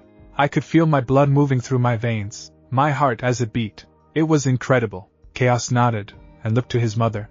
Mama, I need to go do something. I trust you can handle 3 brats by your lonesome. Sure, go ahead. Chaos headed inside, as she began barking orders to the 3. Chaos showered, changed into his clothes, and ran off. He smiled when he saw her. Kamachi-chan. The woman saw him, and sighed, smiling. Hello, Chaos-kun. How are you today? I'm good. Been training these 3 brats, whipping them into shape. Kamachi laughed, remembering when she helped Anko do the same to Chaos. So, ready? Chaos grinned, as well, and held out his arm. Where would you like to eat for lunch? Ramen, she told him, losing her smile. Ramen it is then. Chaos led the way, smiling at her the whole time. Ordering 2 bowls, the 2 sat down to eat. Anything new going on? Not really, she sighed, time to get it out. Chaos, you know I turn 18 next month. Yes, he replied, confused. And you're only 12 now. I know. She sighed. Chaos, what I'm doing, most people would accuse me of looking for jailbait. So, Chaos asked, still confused. I don't care what other people think. Kamachi interrupted him. What you feel is gratitude for me saving you. And it's time we both accept that. I can't date you on that, Chaos. He looked down, and pushed his ramen away. So that's it? We're over? Yes, she told him, looking down as well. I can still be your friend, Chaos. Just not your girlfriend. Chaos gave a mirthless chuckle. Mama told me women still want to be friends after they rip out your heart. He dropped money for the meal on the table, and left. Kamachi's commander stepped up to her, and put a hand on her shoulder. It had to be done, he told her. Still doesn't stop it from hurting. God help the next person to fight him. Chaos walked down the road, a scowl marring his face. He froze though when somebody said something they really shouldn't have. Hey, look guys, it's the son of that snake whore. I bet his father was that traitor, another said, making Chaos clench his fist until even his blackened knuckles turned white. Maybe we should make this bastard and his bitch mother go back to him, the third said. Chaos took a deep breath, trying to keep his temper. Hell, can't get over how hot his mother is. Maybe have some fun with her first. Bet the whore's a screamer. Freak being calm. Chaos faced them, and gave off a grin that held no warmth. It looked frighteningly like it belonged to Orochimaru. His hand grabbed the hilt of the death penalty, and pulled it from its sheath. Now you die. He jumped forward, and in a flash, an ANBU had intercepted him. The death penalty had cut halfway through the ANBU's sword, and was still slowly working its way through. Gen and Chaos, cease this or you will face jail time. Chaos eased up pressure on his sword before pulling it from the other. He snorted before glaring death at the 3 cowering men. Even think about raping my mother again, and they won't even be able to identify the remains by the blood. He stepped back, glared at the ANBU, and began walking away. She followed. Making sure I don't kill someone, Kamachi-cha Gomen, Tora-san? Yes, she told him straight up. Get lost. Don't take your anger out on me, Chaos. He rounded on her, growling. Then who should I? You think it was just admiration. I love you, and you know it. Uragh. He spread his wings, crouched, and jumped into the air. Roaring in anger, he flew from Konoha deep into the surrounding forest. He dropped down into a clearing, and went about destroying anything that he could. He punched boulders far after he felt like he shattered the bones of his hands. He roared until his throat was hoarse. Still he couldn't get the anger to leave him. Ripping off his shirt, he glared at the gem embedded in his chest. Right now, he wished he was the beast, as he named it. If he was, he wouldn't feel this hurt, this betrayed, this angry. He wouldn't feel anything. So he ripped it out. He dropped it on the ground, feeling part of himself slip away. He couldn't leave it. Even the few times he had been without it eventually led back to it. So for now, he let the beast take over. Chaos came back to himself curled into a ball around the protogem. He felt so tired he could barely move. Looking around, he saw he destroyed a good portion of the forest, and the torn remains of half a herd of elk. He looked up at the sky, and saw the stars, looking to be around 10:30. Returning the protogem back to its place, he started walking home. No doubt Mama was worried. Cammy helped him if it took more than a few hours to work it all out. He walked up to the closed gates, and jumped up on them. "Evening guy," he said to the guards. "Holy shit, Chaos," one of them said, looking at him. "You're covered in blood. Where the hell have you been the last 3 days?" Chaos dropped his head. Mama was going to be pissed once she got over her worry. "I had something to work off, and passed out doing it. When I woke up, I found a tiger getting ready to eat me. You can see how well that went for it." They looked at him, glancing at his scratched up hands. He was grateful they were black, otherwise they'd be black, and blue, probably swollen, as well. "They ache so bad now. Your mother is going to skin you alive." "I know," Chaos told them. "So, what have you heard about me threatening 3 civilians? One scoffed, "Total bullshit. No way would you draw your sword, and jump to kill them." "Actually I did." Both men stared at him. "Are you insane?" One finally yelled. "What possessed you to do that?" "They said they should rape my mother, and drive the both of us to Orochimaru. I was mad to begin with, and had enough of the way people treat the both of us. So, your brilliant reaction to them was to act the monster they think you are," one asked bitterly. "What makes you think I'm not?" Chaos dropped down, and walked away. He knew a messenger would be sent to the old man, and he would be expected to report into him, but he found he didn't care right now. He headed home. Opening the door, he called, "Mama, I'm home." "Oh, thank God." She rushed to the door to hold him, and nearly screamed when she saw the state he was in. She hugged him to her, uncaring about the blood, and said, "What happened?" Wincing as she touched his hands, he said, "I got angry, Mama. I nearly killed 3 civilians for things they were saying about us. The only reason I didn't is because Kamachi blocked me. I flew off so I wouldn't be a danger to anyone else, and just worked off my anger. I even let the beast out." Anko didn't hesitate in slapping him. It probably hurt her more than him, but it was the meaning behind it that meant anything, not the pain. Chaos lowered his head, eyes welling up that he made his mother that mad. "Do you even realize what you did to me? I thought you ran away. I was worried sick that Orochimaru had gotten a hold of you again, and then there was ANBU, the military police coming here to arrest you for attempted murder. How could you do this to me? I'm sorry, Mama." He hadn't lifted his head yet. Anko stepped badly, and ran her hands over her own tear-stained face. "I can't deal with this, Chaos. Just go shower, and go to your room. When the MPs arrive I'll call you down. Now go." Chaos let the water fall on him. As he leaned against the wall the shower head was attached to. He knew he messed up, the story of his life, but never once did he make his mama hurt, much less like this. Getting out, he stood in front of the mirror, and looked at himself. Grabbing some tin shears, he was about to cut his hair down some more when he stopped, and looked at his face. He was a monster like they called him. He set the snips back under the sink, and leaned against the wall. His ears twitched. He could hear Anko crying in her room. She put up with so much shit from him. "Anko," Karina asked her, walking inside. "I heard Chaos came back. He's in his room." Words going around. "He really attacked those men." "I know, he told me." He heard Karina crouch next to his mama. "Hey, it'll be okay. I'm sure he had his reasons." "He let it out," Karina, Anko whispered. "He let it out, and he was covered in blood. And there wasn't a sign of sadness or regret on his face. He wouldn't have felt a thing had he killed them." Karina was shocked into silence, and that was all Chaos needed to hear. He looked at the mirror again, seeing that he was crying now. His mama deserved better than him, far better than she got, and she never once complained. It couldn't have been easy raising him with him growing up unable to control his strength, and barely able to hug her without hurting her even. He went to his room, dressed in clean clothes, and waited. When he heard them coming, he headed downstairs. "I'm going now, Mama." "Chaos, what are you doing down here?" She heard a knock on the door, and Chaos opened it before holding up his hands. "I'm ready." A moment later, Chakra draining shackles were placed on him, and he walked out. Anko ran out, shouting, "No! I won't let you take him." Chaos stopped, and smiled at her. "Thank you, Mama, for everything." "Goodbye." He began walking away without being told to. The finality to it made her begin to cry. Hokage-sama, Chaos said when he entered. Chaos. Sarutobi looked at him. I don't think I need to say how much trouble you're in. Unauthorized absence, attempted murder. I know, sir. Why did you do it, son? Why throw everything away? I couldn't control my anger, sir, for no other reason. So because you were mad, you decided to kill 3 men? Yes, sir. I'm sure it's all in the report filed by Tora-san. She is the one who stopped me.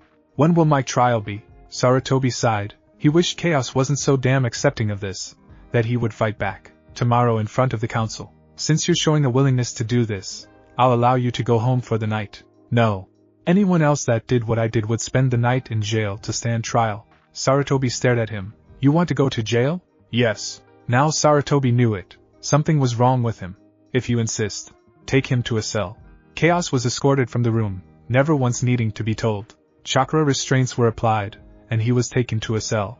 As he was walking down the hall to his cell, several people decided to call out to him, either to make fun of him or taunt him for the long night he was going to have.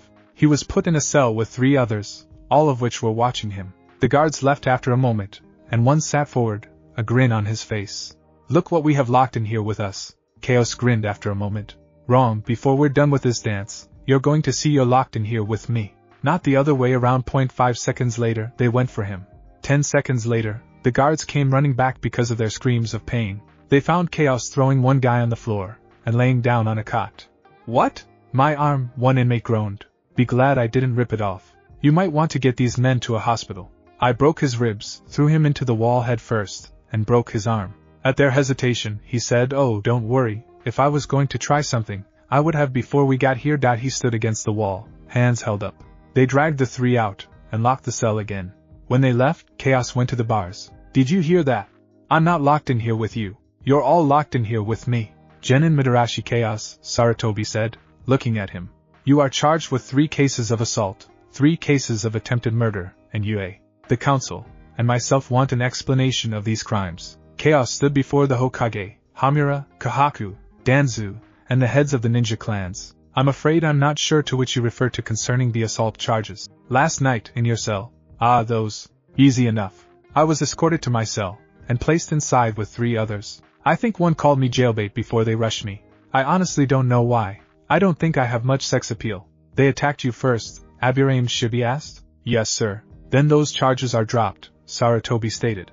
What about your announcement, you're locked in here with me? Making it clear that I wasn't going to be anyone's bitch, sir. Understandable, Inoichi stated.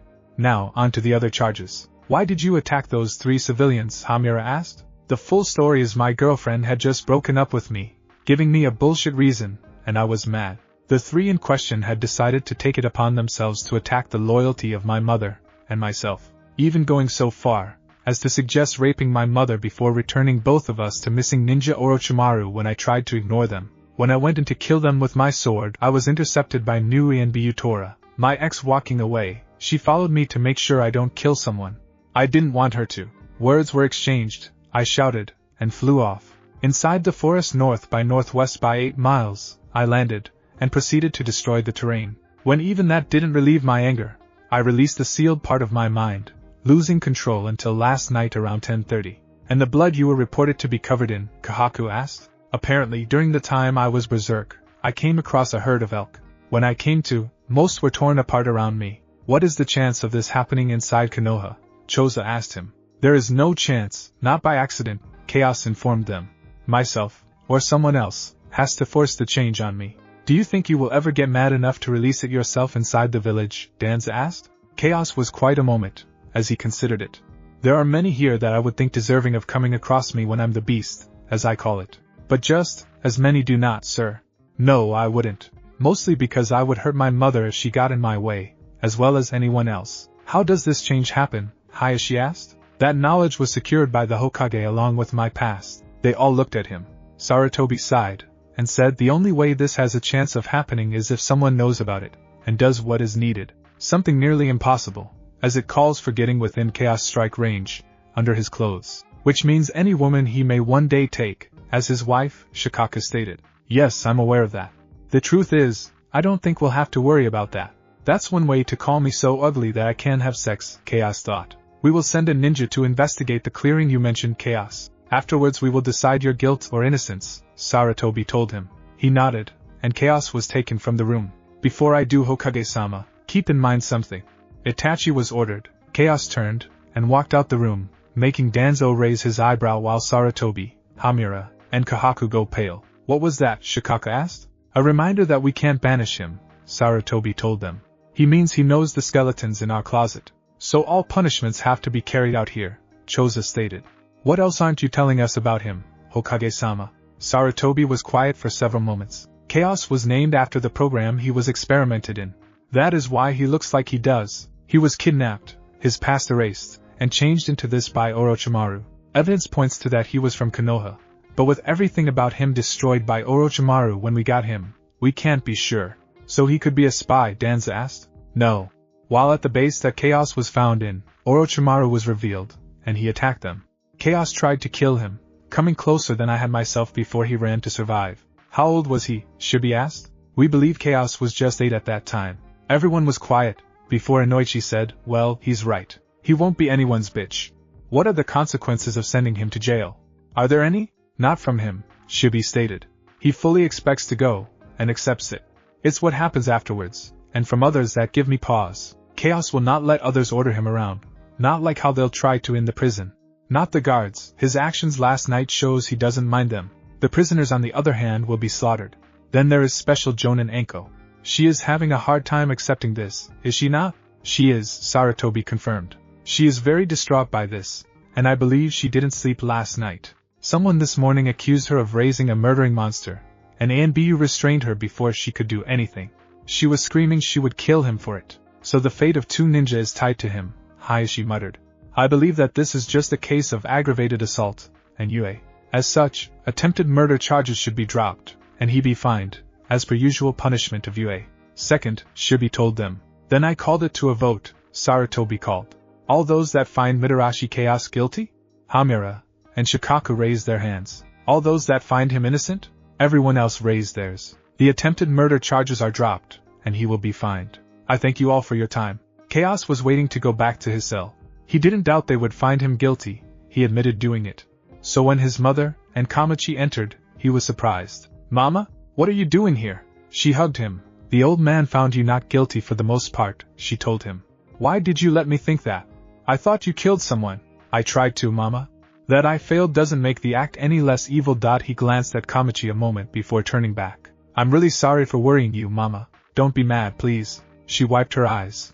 I'm not mad, baby. I love you, and I don't think I ever could be mad at you. Kamachi smiled at him. Chaos-kun and I. There's nothing to say, Kamachi. Not between us. She looked hurt. So that's it? You don't even want to be friends? I will never see you as anything else than someone I love. You will never see me as more than just a friend. So it's better to just not see each other.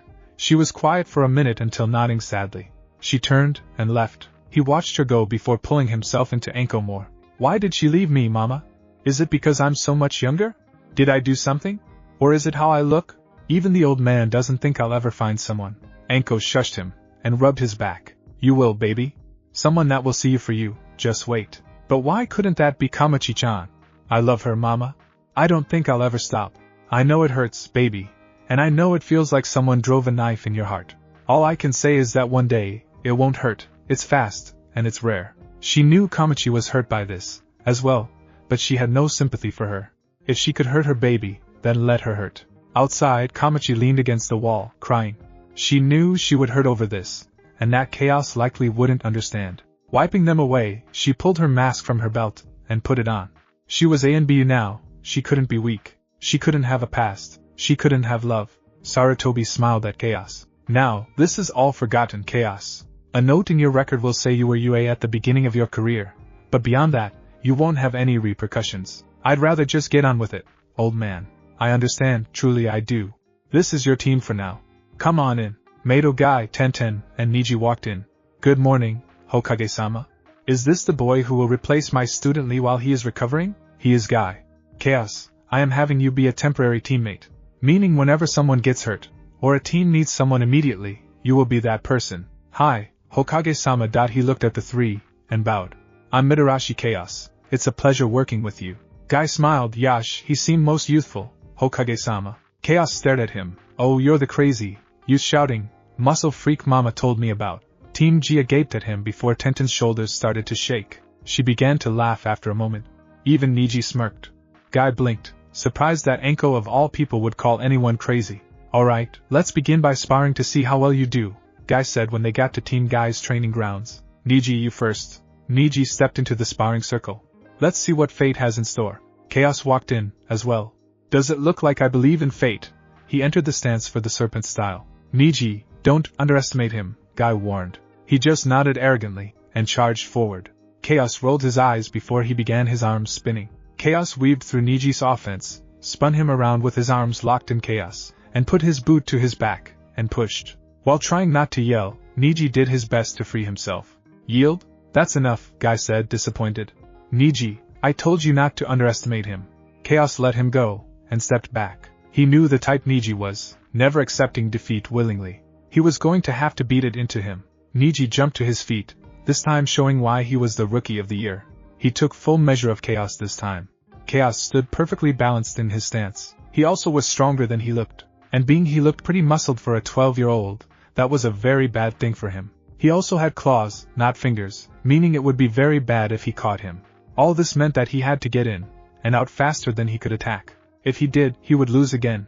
Speed was the weapon of choice. He decided not to mess around, and activated his, "You are in my range of divination." 64 palms, faster than most genin could react. He shot forward, and attacked. Chaos knew he wouldn't be able to get out of the way in time, so he blocked it. Niji was moving on muscle memory, so he didn't notice when Chaos moved his wing in the way at first. When he did though, he jumped back, scowling. Chaos flexed his wing, scowling at the slightly numb appendage.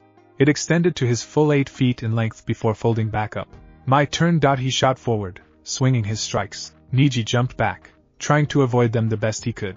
Too bad Chaos was faster than he thought. The first punch hit his stomach, bending him at the waist. The next was a knee to his face, throwing him back up. The last was him catching his left arm, holding it wide, while his other hand hit the nerve cluster close to the armpit, causing temporary paralysis. Niji dropped to the ground, coughing and shaking. Niji, Tenten shouted, rushing over to him. I'm alright, he wheezed. I'm alright. I underestimated him still. He looked up at the metal-gloved hand held out to help him up. I don't believe in fate, but I do believe in second chances. You took me seriously. I took you seriously. Now, let's get you up, and moving so you can get some feeling again. Niji took his hand, and he pulled him up like he was weightless. Walk it off, it'll help. Niji tried, and just started coughing again. Anyone ever told you hit like a boulder? Chaos gave him a smirk, and a pat on the shoulder. My mother when I finally caught her. She felt just like you. Only for longer because I didn't hold back, didn't know how. Niji went pale. You were holding back? Oh yes. I would have killed you otherwise. Tenten looked between them. Just how are you like this? Chaos looked down at his fist for a moment. My mother was once the only student to one of the legendary Sannin. He taught her many things she taught me. Then Orochimaru experimented on her. They looked at him, shocked, and they put it together. You are the result of those experiments. Chaos wings flexed unconsciously, as he remembered the tube, the yellow eyes of his kidnapper. Yes, I am. Nor am I the only. My mother remembers a child experiment similar to mine. He looked them in the eyes. So much for fate, right? I know what I should have looked like, and I know what I do look like. So, I can either believe I was fated for this, or I can say freak fate, and live my life how I want. Niji considered that. It seems we are both affected by the actions of others before we could understand them. I still believe there is a hand beyond ourselves in this. Chaos smirked. That is why Kami gave us free will, to decide for ourselves. Coincidence is a bitch. He held his hand out, and Niji grasped it. They may have had a difference of opinion, but they came to an understanding. Well, if nothing else, at least it took skills from a Sannin to beat me. Chaos threw his head back, and laughed. Cocky shit, aren't you? Chaos knocked the man from his feet. So, are you going to stay down, and come with me, or are we going to have a problem? Chaos watched him stand back up to his full height of near 7 feet, glaring down at Chaos 410. We have a big freaking problem. You do, Gonza, a man wanted for murder with a bounty of around 100,000. Chaos wasn't doing this for a mission though.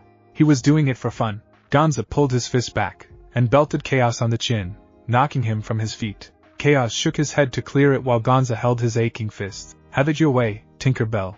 Dead or alive, you're coming with me. Though, I would much prefer living. He jumped back to his feet, and gut-checked Gonza, tackling him through the shoddy wall. Out in the street, Chaos punched him in the jaw in return, breaking the bone. They rolled around in it, kicking, and gouging in the mud, the blood, and the beer. Chaos fought tougher men, but he really couldn't remember when.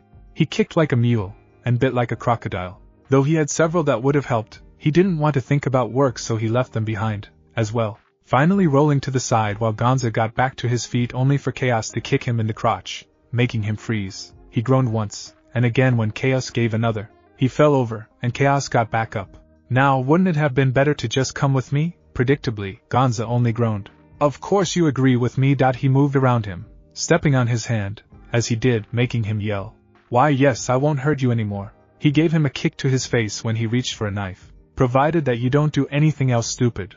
Looking around at the people that looked at them, and just shrugged, he figured they saw this thing often. So, Mr. Gonza, how about we go see a friend of mine, Mr. Bounty Collector? He pulled him to his feet, and slapped some handcuffs on him behind his back, and leg irons on his ankles. They too tight. Not waiting for an answer, he threw him over his shoulder, spread his wings, and got ready to fly off. Now people stared. Oh sure, not the fight, the wings get their attention. With Gonza struggling like he was, Chaos nearly dropped him a few times. He stopped struggling when Chaos flew up a few hundred feet, and did drop him. He caught him again before he hit the ground, but he got the point. 15 minutes later, Chaos walked out of a building with a suitcase full of Ryu. Mama would want me to have fun with this, probably with her. But hey, Mama isn't here. He began walking, thinking about the nearest place that would be more than happy for his money. A casino or maybe a bar. Actually, the brewery sounded good. This was the land of rice, main export being some rather fine sake, Habu sake to be exact. He licked his lips, remembering that rather fine liquor. Mama would definitely like some of that. Reaching the nearest town, he asked around, and was pointed to one that was supposed to be one of the best in rice. A roll of bills later, he had a small scroll with 10 of their finest bottles, and another with a single on for the old man. Outside, he summoned a snake, and scratched her head. Hello Nebi-chan. Chaos, the naked co-ed. What can I do for you, SSS sweetie? Flirt later, dear. Would you be willing to take this scroll to Mama? Nebi took the scroll, swallowed it, and said, for dinner, I'd gladly do it. Chaos chuckled. This was one of their ongoing jokes. Kissing the snake on the head, he said, next time then. She vanished in a flash of smoke, and Chaos began walking around, just exploring. He had the day off, so he intended to use it to his best interest. It was while he was walking that he heard it, a flute being played. Feeling curious, he decided to follow it, which led him to a redhead, sitting on a stump, wearing some odd clothes with a silk rope tied in a bow over her butt, and a headband with a music note on it. It was a rather haunting tune in his opinion, sad and mournful. It reflected her face. Her eyes were closed, so she hadn't noticed him yet. He leaned against a tree, and just listened while she played her heart out. Finally, he decided to make himself known. He pulled a violin from a seal on his arm, and began to play along. The flutist jumped to her feet, spinning around to face him, her flute still to her lips. After playing a few more notes, he pulled it from his chin. Good morning, miss. Tell me, why does such a sad song come from such a lovely young woman? Freak you, who the hell are you, what the freak are you, and why are you here, asshole? Chaos widened his eyes at her language, but was never one to back down from a challenge. Well, bitch, I am Mitarashi Chaos. I'm what you see before you. Are you blind or just freaking stupid? And why am I here? I go wherever I damn well freaking please, and my freaking please decided to find where that music was coming from. She blinked a few times, surprised with his answer. Well, a bastard with the balls to bite the freak back. Thanks, whore. Mother freaker. You sucking. She lowered her flute and smirked. Bastard son of the freaking man. Chaos hit his fist over his heart. That freaking hurts, really. Did you talk to your mother with that mouth, or did you bite her damn head off with it? I bit it off, you asshole. Chaos laughed at that. She was a character. Well, slut, are you going to tell me your damn name, or am I just going to nickname you freaking bitch? Well, I'm Tayuya. Gay ass, balls licking Nemo. Phew, you are harsh. I'd tell you to suck my monster D, but I think it might just melt off afterwards, as if you have AD. He really wasn't one to back down from a challenge. He unbuttoned his pants, and showed it to her. Say that now. Freaking Cammy. Yeah, that's what I thought, he said, pulling up his pants with a grin. Enough of the foreplay before it causes that snake to come alive. I was hoping to listen to more if you would be willing.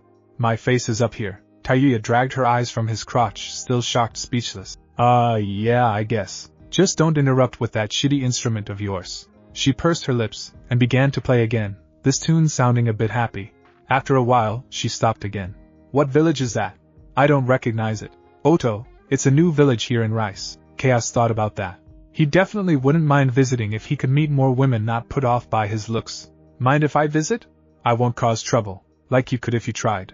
Chaos gave her a shit-eating grin. Remember last time you doubted something about me? He laughed at getting her to blush a little. Shut the freak up, and follow me, Taya growled. Still grinning, he picked his suitcase back up, and followed. She led him to a small ninja village 20 minutes away. Tayuya +1, coming in, she told the guard. He made a note, and looked at Chaos. What the? Finish that sentence, and die, Chaos told him, not really up for questions. Mitarashi Chaos, ninja of the hidden leaf. He held out his identification. The man widened his eyes, and took it before glancing at Tayuya. I didn't freaking know. Is that a problem? The guard hesitated. No problem. I'll just have to tell the Otokage we have a visitor from another village. Reason for the visit? In the area, I met Tayuya. Wonderful person to give a first impression of the village. Does everyone have a mouth that can strip paint, skin an ox, eat iron, and spit out nails? The guard snorted only to get hit upside the head by said woman. Shut the freak up, and you, she growled, rounding on Chaos. Keep talking, and I'll turn this mouth back on you.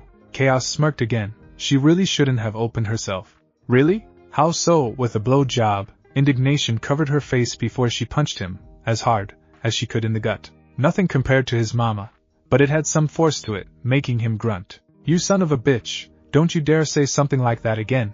Don't leave yourself open like that again. He looked to the guard, who was still chuckling. Are you going to tell the Otokage? His shoulders were still shaking. Sure thing. He shook his head. Too bad he's going to die here. He has spirit. He called a man to take his place. You'll be watched by our A&B while inside. Of course. I'll follow Tayuya for now. She moved inside, and so did he. Sir, the guard said, bowing to the Otokage. A ninja from the hidden leaf has wandered into our territory and village. Why was he just not killed? He growled. He appears to have the guard told him, head still bowed. Just not one I know of. Name? Mitarashi Chaos. The Otokage got a shocked look on his face. What was that name again? Mitarashi, sir. The man leaned back in his chair, very surprised. Mitarashi, he began to chuckle. Anko has a son now, but that name, Chaos, I wonder. Does he look like a monster? Yes, sir. He leaned forward into the light, revealing himself as Orochimaru. Well, Kukuku. It seems that Kami has a twisted sense of humor. Shall I give the order to kill him, sir? Orochimaru smirked. Heavens no. Has he shown an interest in the village? No more beyond visiting a new village. But then he was met by Tayuya. He scowled. I'll have to punish her for that. No, sir, she isn't driving him off. Far from it. The two seemed to get along fine. Orochimaru blinked at that statement. Taya is getting along fine with another human? As odd as it may seem, sir, she is. He takes her insults, and freely returns his own. They both seem to enjoy it, really. Orochimaru leaned back into his chair, beginning to laugh again. The chances of this happening let him leave, but after I speak to him. Bring me my Kage robes and hat. Chaos looked around, smiling a little. Little village. Not at all what I expected from somewhere producing you. Tayuya scowled at him again. And I hardly expected a rat bastard like you to come from the damn leaf. You flatter me, he told her before smirking. Precious. She rounded on him, unholy fury appearing around her. He really got to her on that one. She gave him a right hook to the jaw, a left to the gut, and a knee to the face. All the while, Chaos laughed uncontrollably. Tayuya, an emotionless voice said behind them. She turned around, fury still written on her face. What? Kimimaro, you can't kill him. The Otokage himself wishes to speak with him. Tayuya gaped at him. He wants to speak with him? Yes. After you show him around some, of course. Apparently, he's surprised that anyone can get along with you. I don't see that from this interaction. Chaos straightened, still smiling. Oh, she's nothing compared to Mama. I can't be cut, and I still fear her. Kimimaro looked at him. Interesting. Who is your mother? Snake Mistress Mitarashi Anko. Whoa, hold it. Tayuya stopped them. You mean to tell me, you are the son of the Anko? Oh, so that's what it takes to make you speak without cursing. She swallowed, and looked him over again. And the Otokage wants me to show him around? Yes. He is hoping that Chaos will enjoy his stay, and extend the Otokage's greetings, and wish to speak to the Hokage. Tayuya understands now. He wants to get closer to Sarutobi, and he wants to do it through Chaos. Yes, Kimimaro, she said, bowing. Chaos glanced at between the two. Wow, you really demand respect to get it from her Kagaya? He nodded. Your mother has taught you well. He smiled brazenly. She is the best. Kimimaro looked him up and down. So I've been told. I would very much like to test the strength she passed on to you one day. It will take more than even your bones to do the job. but I look forward to testing your strength one day, as well. He looked back to Tayuya. Where were we before you decided to beat the shit out of me? Oh yeah, I just called you precious. Tayuya's fist shook with rage while Kimimaro arched an eyebrow. You are one strange person, Mitarashi-san, to tempt her wrath on purpose. Still, considering who your mother is, I understand it can't be bad. She took a deep breath. This way, Mitarashi-san. Chaos looked at her, and frowned. That won't do. He moved up close to her, and grabbed her butt. Smack! His cheek turned purple in the shape of a handprint. Of all the godforsaken, mother-freaking, damned assholes that I could have freaking shown around, I had to get this de-sucking, ass-kissing ass grabbing, freaking prick, she shouted, storming off. Chaos licked a trail of blood from a cut on his lip from his fangs. Precious, wait up for me. He ran after her, causing her to spout off another string of curses. Kimimaro watched them go. Very interesting. I swear to freaking Kami, if I wasn't ordered to, I would freaking kill you. Just for the smirk he held, she felt like doing it still. You could try, precious, you could try. She rounded on him, stabbing at his chest with her finger, about to start shouting when he grabbed her offending arm, pulled her close, wrapped an arm around her waist, and kissed her. Smack! Don't you ever kiss. Smack! I said kiss. Smack! Stop kissing. Please kiss. Don't stop. Chaos pulled her body against his. As you wish. He held the back of her head gently, as he kissed her again, and this time, he didn't stop. He didn't know what possessed him to do that, but her lips felt so soft against his, her body so warm, he didn't care either. Around them people were gaping at him for doing that to her or making cat calls. His eyes closed, as he felt her lips move against his. His other hand moved down, and held her butt, making her catch her breath. Her hand came up to slap him again, but only pulled him closer. Where is Tay? This fat ninja with orange hair said, walking into the square. Chaos and Tayuya stood in the middle of, and froze when he saw them. Watch it, Jirobo, this six-armed ninja said, bumping into him. Why did you What these two-headed ninjas said. Tayuya, the masked Otokage said, looking at the slightly blushing teen. When I said show him around, I hadn't meant for you to make out with him in the middle of the street. I wasn't a willing participant, sir, she told him. Felt that way to me, Chaos said next to her. Why would I want to do that with a freak like you, she growled, trying to salvage her dignity and image. Why? Because I excite you. I could feel it in your kiss. You've never met anyone that wasn't put off by your brash manners. Hell, they excite me. Chaos pulled her into another kiss, and she fought it for a moment only. When he pulled away, he said, what was that about being delusional? Freaker, she muttered. Ahem, the Otokage said, drawing their attention back to him, making him remember he was there again. Tayuya looked ashamed while Chaos only smirked. If you're done, I think I could go a few more minutes if you're willing to wait, Otokage-sama. Tayuya got a look of fear on her face while the Otokage stared at him, then astonishment when he began to laugh. I expect nothing less from the son of Mitarashi Anko, a shameless wretch that will face down any opponent. Chaos bowed to him. But of course, could I do no less? I honestly think not. What brings you to my village, Chaos-kun? Chaos held up his briefcase. Bounty hunting close by. He opened it, showing off the money. Tayuya looked at all and reached a hand out to touch it only for Chaos to slap it back. For recreation. He laughed again. Only a Mitarashi. So, bounty hunting led you to Tayuya, and Tayuya to Odo, and Odo to make out with Tayuya. Chaos finished. She dropped her head into her hand. Now that we have covered how I got here, how about why I'm here? Very well, a new village is often seen as weak, but an alliance with one of the Great Five changes that so very much. And what a coincidence that I, being a ninja of one of the Great Five, be here now. A coincidence, the Otokage muttered. Chaos nodded. So, I suppose you have a scroll for the Hokage? Yes. He revealed one from his robes, and held it out. How soon can you get it to him? Konoha is a 5-day run from here, so 15 minutes. The Otokage looked confused. How? He honestly didn't know. Chaos spread his wings a little. Most ninja are land-bound. I am not. The Otokage stared in wonder at the boy across from him, not expecting those to actually give flight. Amazing, simply amazing. I don't think so, Chaos replied. He loved to fly, but he would rather be without if given the choice. Anything else, Otokage-sama? No, you may leave at any time. Hi, Chaos said before turning to Tayuya. I will see you later. Precious. He leaned in, and gave her a kiss on her cheek. Gotta fly. Chaos turned, and left. When he was gone, Tayuya turned to the Otokage. Orochimaru-sama is to be killed with Konoha? No, I have much invested in him. How to turn him to my cause though? He looked pointedly at her. Actually, I might have an idea. You want me to turn him to Oto? Yes. Shouldn't be too hard, it's obvious he's sensitive about his form. and sensitivity is something Konoha will never be, especially if you should offer him something he wishes. His past. He doesn't remember? No, the process I used to change him erased his memory. Tayuya looked confused. Then how didn't you know about his flight if you did it? Orochimaru sighed, but in pride. He has moved far beyond even what I pictured. That child in the land of sea is nothing compared to him. Perfection. Kukuku, and he has chosen you, as the one he wants. Kami really does have a twisted sense of humor. Tayuya, you, and the Sound Five will be the ones to work with him, be my messengers. Befriend him, get close to him.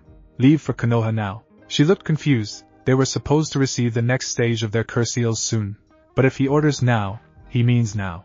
Right away, Orochimaru-sama. She too turned and left. Orochimaru thought about it for a moment. Speaking of that girl, I might be able to use her, and Amachi. Chaos walked through Oto humming a tune called The Nightmare Beginning. He was almost to the gate when he heard, "Hey, leaf freak." Chaos turned around, growling fiendishly only to blink at a boy with 6 arms. Finally! I've been trying to get your attention for the last 2 minutes. Who are you? I'm Kidomaru. This Sakan, and Yukon, he motioned to a boy with 2 heads, and Jiruba. Why were you kissing Tayuya? He demanded. I'm Mitarashi Chaos, and I was kissing Tayuya because we were enjoying each other's company, and I wanted to give her something to remember me by. You!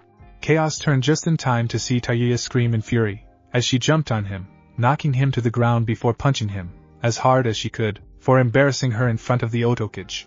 After a moment, she got up, and started kicking him. Stop, precious, that tickles. That only served to infuriate her more. A scream of rage, and she delivered a kick between his legs. Chaos stopped laughing, and didn't move. Ow. Stiffly, he stood back up. Was that necessary? You freaking kissed me in front of the Otokage. A girl shouldn't curse, Jiruba said to Tayuya only to wilt back at her glare. So, he didn't seem to mind, and I know you didn't, precious. Stop freaking calling me that. Smack. Chaos turned his head back to her. Have I told you your fiery nature drives me wild? He grabbed her, and pulled her into another kiss. Tayuya tried to struggle with him a moment before she stopped resisting. He's doing it again, Kidomaru shouted. He pulled her off. Tayuya, we know nothing about this guy. His face went blank, as Tayuya turned her wrath on him, and slugged him in the gut. Stay the freak out of this, and you! She turned back to Chaos to continue to beat the hell out of him, only for him to duck her, catch her in his arms from behind, and begin kissing this spot behind, and below her left ear on her neck. I swear when I find out what it is about this that makes me weak at the knees I'll kill you. Her breath hitched when he gave her a love bite there. Until then, precious. He spun her around, and gave her a goodbye kiss. I will miss you. Bitch. An instant later he jumped back, spread his wings, and flew off. Tayuya stood there for a moment before she started to fall to be caught by Yukon, who had to jump from his brother to catch her. I'm going to kill that damn shithead, Tayuya muttered. Sakan leaned over the still hurting Kidomaru. Who should we be afraid of more, him or her, when we tried to keep her from him? Tayuya stood back up, groaning. Let's find Kimimaro. We have a mission from Orochimaru-sama. We are to go to Konohagakure, as representatives, and try to coerce Chaos to leave Konoha. Well shit, Kidomaru wheezed. Sarutobi looked up from the scroll. I give you the day off, and you fly to Rice? I wanted Habusaki, Chaos said with a shrug. Speaking of which, he unsealed the one, and set it on the table. The golden liquor inside the jug with the snake fermenting inside looked particularly fine. I don't accept bribes, Sarutobi told him. That's alright. I know a bar that will gladly accept this. He reached for it when Sarutobi pulled it to him. This is evidence, he said, a smirk on his face. Well, let's see what the Otokage has in mind. He unrolled it, and began to read. Trade agreements, alliance dealings, the usual. Yay or nay? Well, it appears that Otogakure has to offer 2 things many don't. 1. It claims to have connections in undergrounds to use as spies. 2nd, it owns the brewery this jug of sake came from. Really? He looked at the brand seal, and saw a music note on it. Wow, these bloody coincidences are giving me a headache. I bought this before going there. I got directions to the best around, and was told this was it. Sarutobi looked at the offer. It would be no different than an agreement of lumber from mills owned by Konoha. Well, I'll bring this up to the council at the next meeting, and await the messengers being sent. Go, enjoy your day off.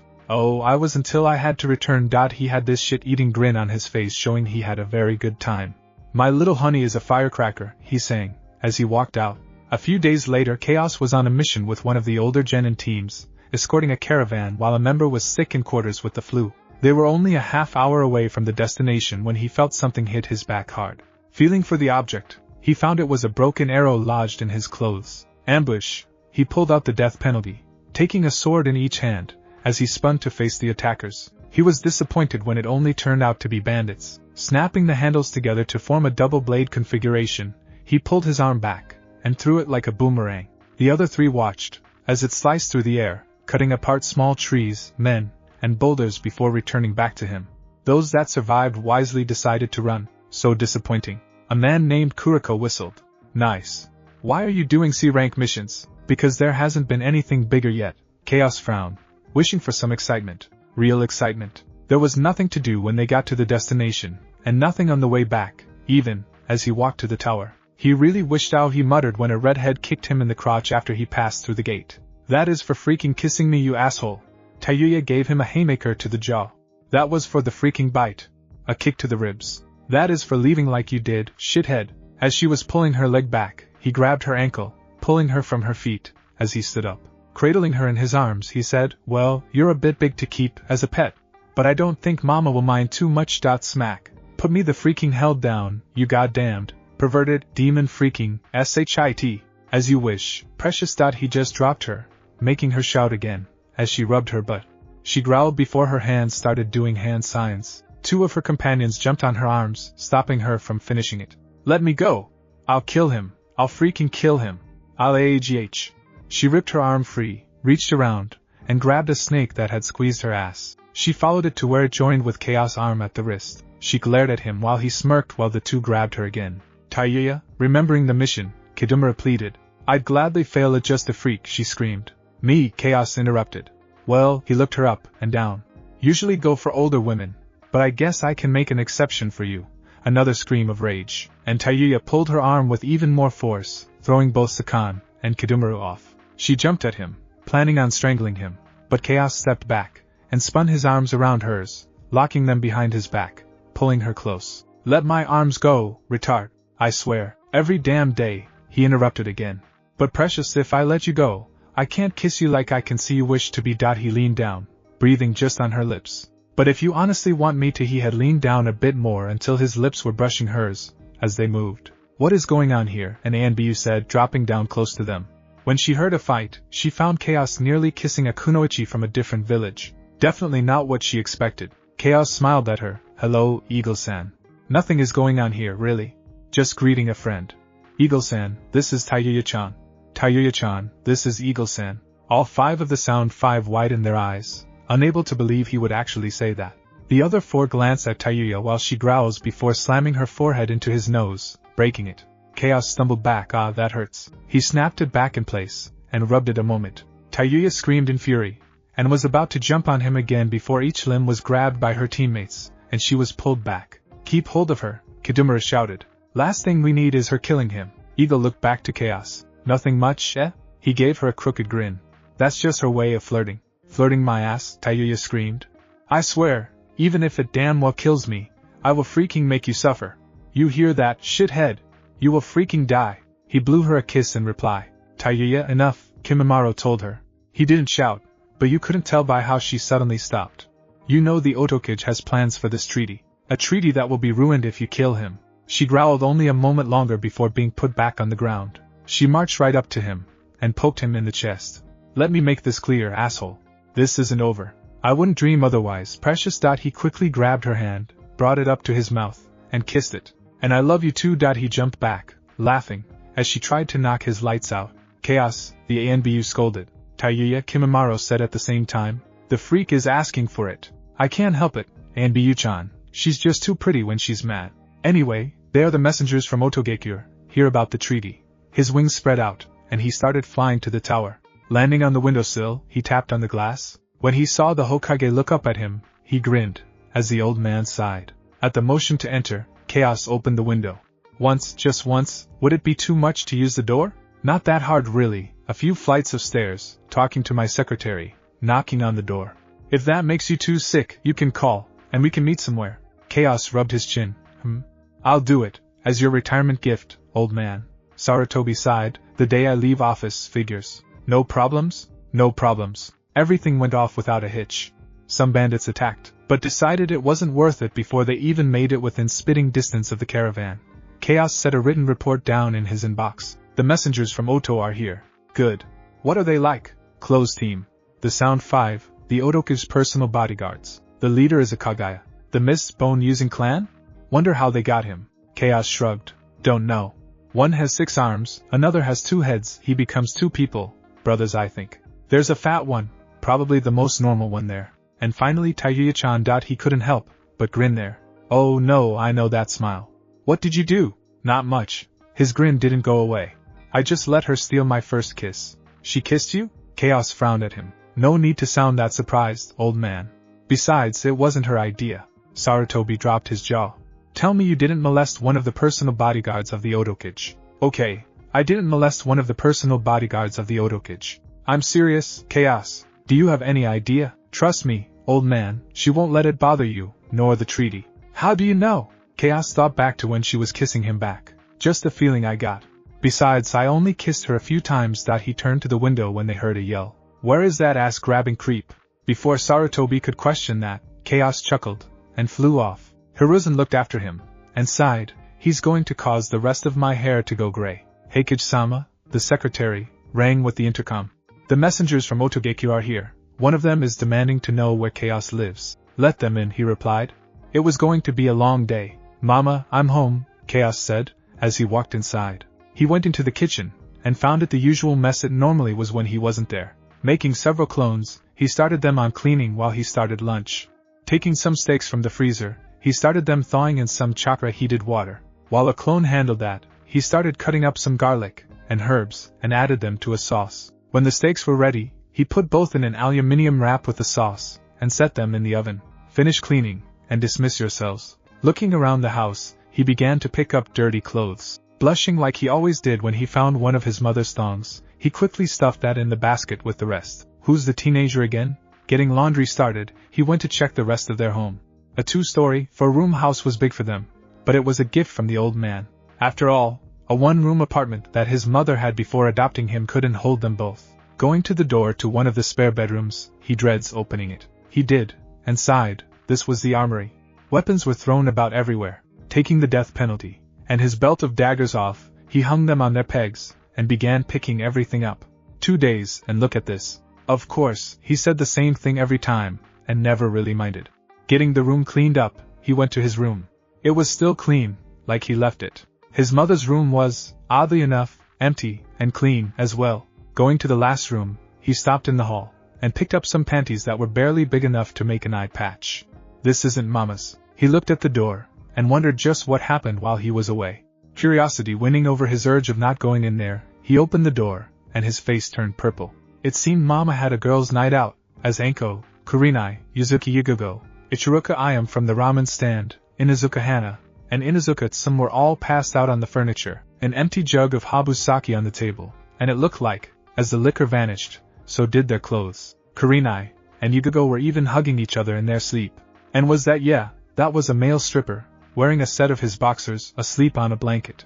Now, the question was, should he be mortified, feel so lucky to see so many women naked to near naked, aside his mother, of course, or should he grin, and wake them all up to share in the embarrassment? Misery loves company. Mama, how many times do I have to tell you, if you're going to have an orgy, wait until I get home? Shouting that, all the women there, and the guy, shot their eyes open, and sat up, asking what was going on. Wow, Ayam-chan, I never would have thought you had a D cup. Chaos leaned on his elbow against the door frame, smirking, before his mother threw a shirt at his head. Quiet down, my head is killing me. She rubbed her eyes before doing a double take on him, and realized just why he had that shit-eating grin on his face. Out, seemed the other women realized it, as well as they started screaming, and throwing things at him after there was a flash from a camera. Laughing, Chaos made a tactical retreat to the kitchen to increase what he was cooking, hiding the camera along the way. Damn, Kiba's mom is hot, Chaos thought, as he pulled the steaks out. If you ladies are done making out, lunch is ready. And you, the stripper in my boxers, keep them. His mama was the first down, fully dressed in her normal attire. She gave him a kiss on the forehead, and took a plate. Good to see you, baby. Good to be back, mama.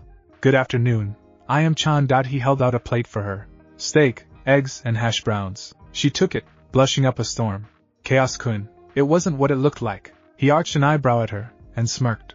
And just what did it look like? Go on, say it. She smacked him on the arm, and sat down at the table. Chaos turned back to the food only to get spun around, and Sim grabbed his shirt collar. Speak a word of that, and you are dead. Dad dead? Speak a word of what, Sim-sama? No really, what am I not supposed to talk about? She hit him over the head for that. Just get my damn plate ready. He gave her a plate with a bloody rare steak. Hana-chan. Chaos, she said with a nod, taking her offered plate. We're going to run out of room at this rate. Next came Kurenai, and Yugao, blushing at how they were asleep. It got worse when Chaos made a wolf call. Yugago didn't hesitate in introducing her fist to his stomach. Not another word, she growled. Do you have any? Chaos offering her some Tylenol?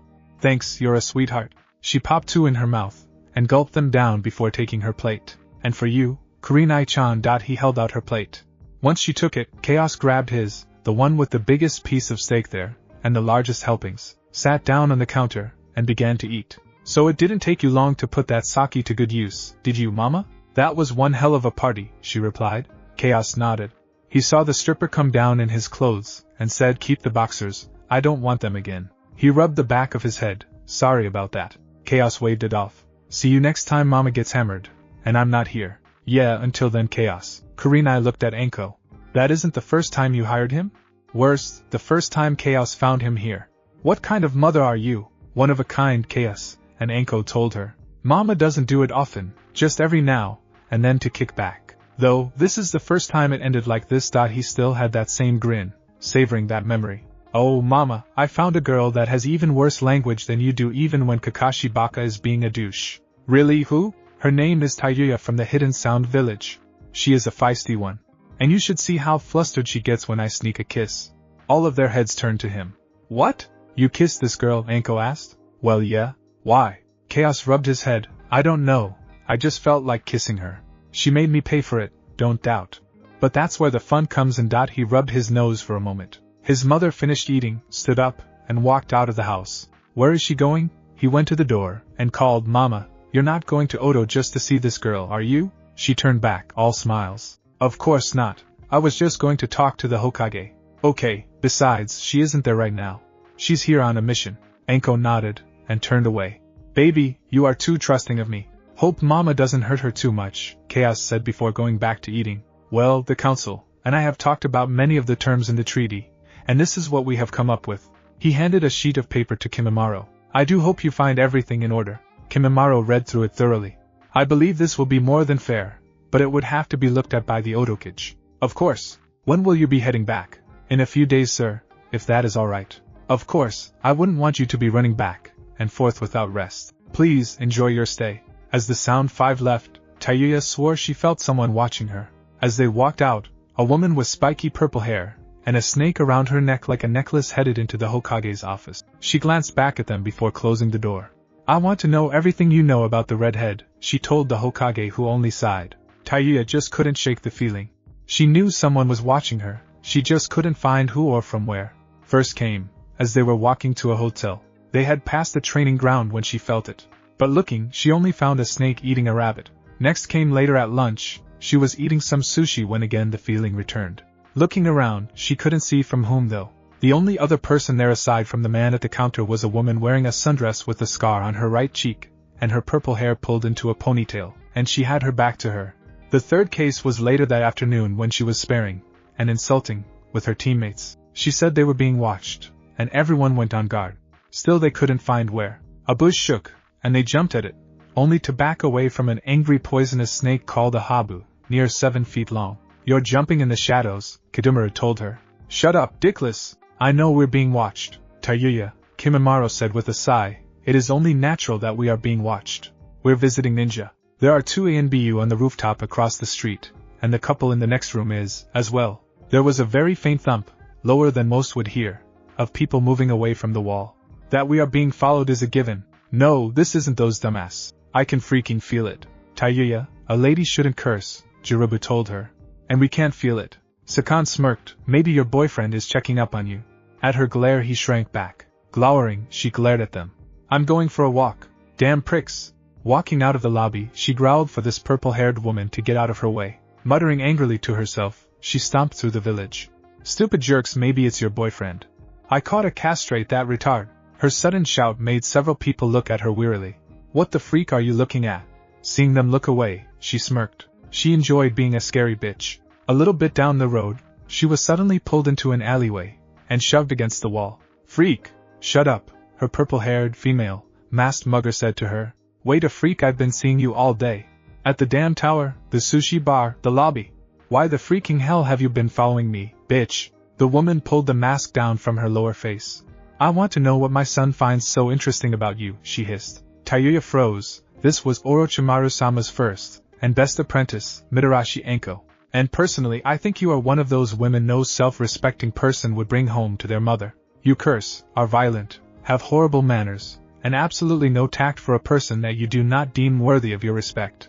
Anything to say about this?" Tayuya swallowed the lump in her throat. "I don't want or need your freaking approval. What your son and I do, or don't freaking do, isn't your damn concern, whore." She smirked. She was certain now that Anko will tell Chaos to leave her alone. Anko also smirked. Well said, well said. I couldn't just let my baby boy close to any weak-willed slut. "You are definitely a keeper," she said, getting in Tayuya's personal space. "And no wonder he's drawn to you. Makes me so proud my son found a girl like you." Anko let her go, and walked away, humming to herself, and swinging a kunai around her finger. Tayuya had let her jaw drop at that. "They're both nuts," she muttered. "No wonder Chaos is as messed up as he freaking is. Oh, tonight, be at Training Grounds 13 at midnight. If you want to see the serious side of Chaos, that is." "Why am I even here?" Tayuya muttered. "Oh yeah, the mission." She cleared the trees to see an open field with Chaos sitting cross-legged in the middle. He seemed to be meditating. Remembering that he was supposed to have hypersensitive hearing, she doubled her efforts to remain quiet. The moon was out, giving him an ethereal quality. After a few minutes, he smoothly stood up without the use of his hands or wings. His eyes remaining closed, he began to flow through several snake-style attack motions. As he did, she saw he wasn't wearing a shirt, his gloves, boots, or pants. He was only in a pair of shorts. He back-flipped, spun in the air, and landed with a sword in his hand. "Now, sensei." Still without looking, he blocked a strike from behind. Tayuya was shocked to see a sword attack him from behind, and Chaos still blocked it. "Good, Chaos," Hate told him. "Now get ready." "Hi, sensei." He tied his headband around his eye, stepped a few paces forward, and turned around. Both made the salute with practice ease before Hate moved forward. Chaos' ears twitched, and he spun the death penalty to the side. The strike coming from that angel was cut off early. Chaos deftly forced both swords up and out of their hands. Both jumped back to catch one, Hate his, Chaos the death penalty. When their swords fell in hand, Chaos pulled on the handle and got two swords. As they spared back and forth, Taya had to say she was impressed. The reason most never tried to fight two sword styles was that long blades got tangled together. She had seen those with daggers and short swords, but never two long swords like Chaos no had. Chaos forced his blade down, slowly. Hate was the most skilled user in the village, it was no surprise. But that's not counting me, he thought with a smirk. Hate saw an opening, and went for a low stab. Chaos blocked it by crossing his swords, and forcing the attacking blade down. You once told me, cough, cough, that every move leads to the next attack. Cough. How does that happen now? Chaos was still smirking, even, as his foot shot up over the swords, and stopped right over Hate's crotch. He swallowed, grateful that the strongest genin in Konoha decided to have mercy on his boys. Ah. He slowly backed away. You are one sick individual. Chaos would have blinked if he could before he threw his head back, and gave a guy a laugh. He didn't even stop before both his swords went for a high and low stab. It was sloppy, as he still couldn't stop laughing. Calling someone sick, Hate easily got between the two strikes, and pressed his blade against Chaos' throat. I got you. Chaos smirked again, still shaking a little from laughter. A draw then. How is this a draw? He felt tapping against his leg. Looking down, Hate saw Chaos had dropped the death penalty, and held a dagger in his right hand, right at his crotch again. If it had been a real fight, Hate would have removed his head, and Chaos would have spilled his guts. Cough. You're just too good, now. Your mother must be proud. I hope so. What's the next lesson? Is none. Cough. Though I'll gladly continue to spar with you. Cough. You learn all I could show you about swordsmanship. Chaos slipped the dagger back in its sheath. Picking up the two one-sided blades, he snapped them back together to form a two-sided blade again. I'll enjoy our spars. He pulled off the headband, and looked around. I got something in the works I want you to show you. He held up an exploding tag.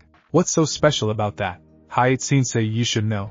It's not what's on the outside, but what's on the inside. He set it on the ground with a bundle of shuriken on it. Hate got behind some cover, and Chaos blew it up. He got out from behind the tree, and saw the shuriken embedded in everything, but Chaos. What was the point of that? I was looking at that recently. The explosion follows the path of least resistance while the shuriken were thrown harder than even I could.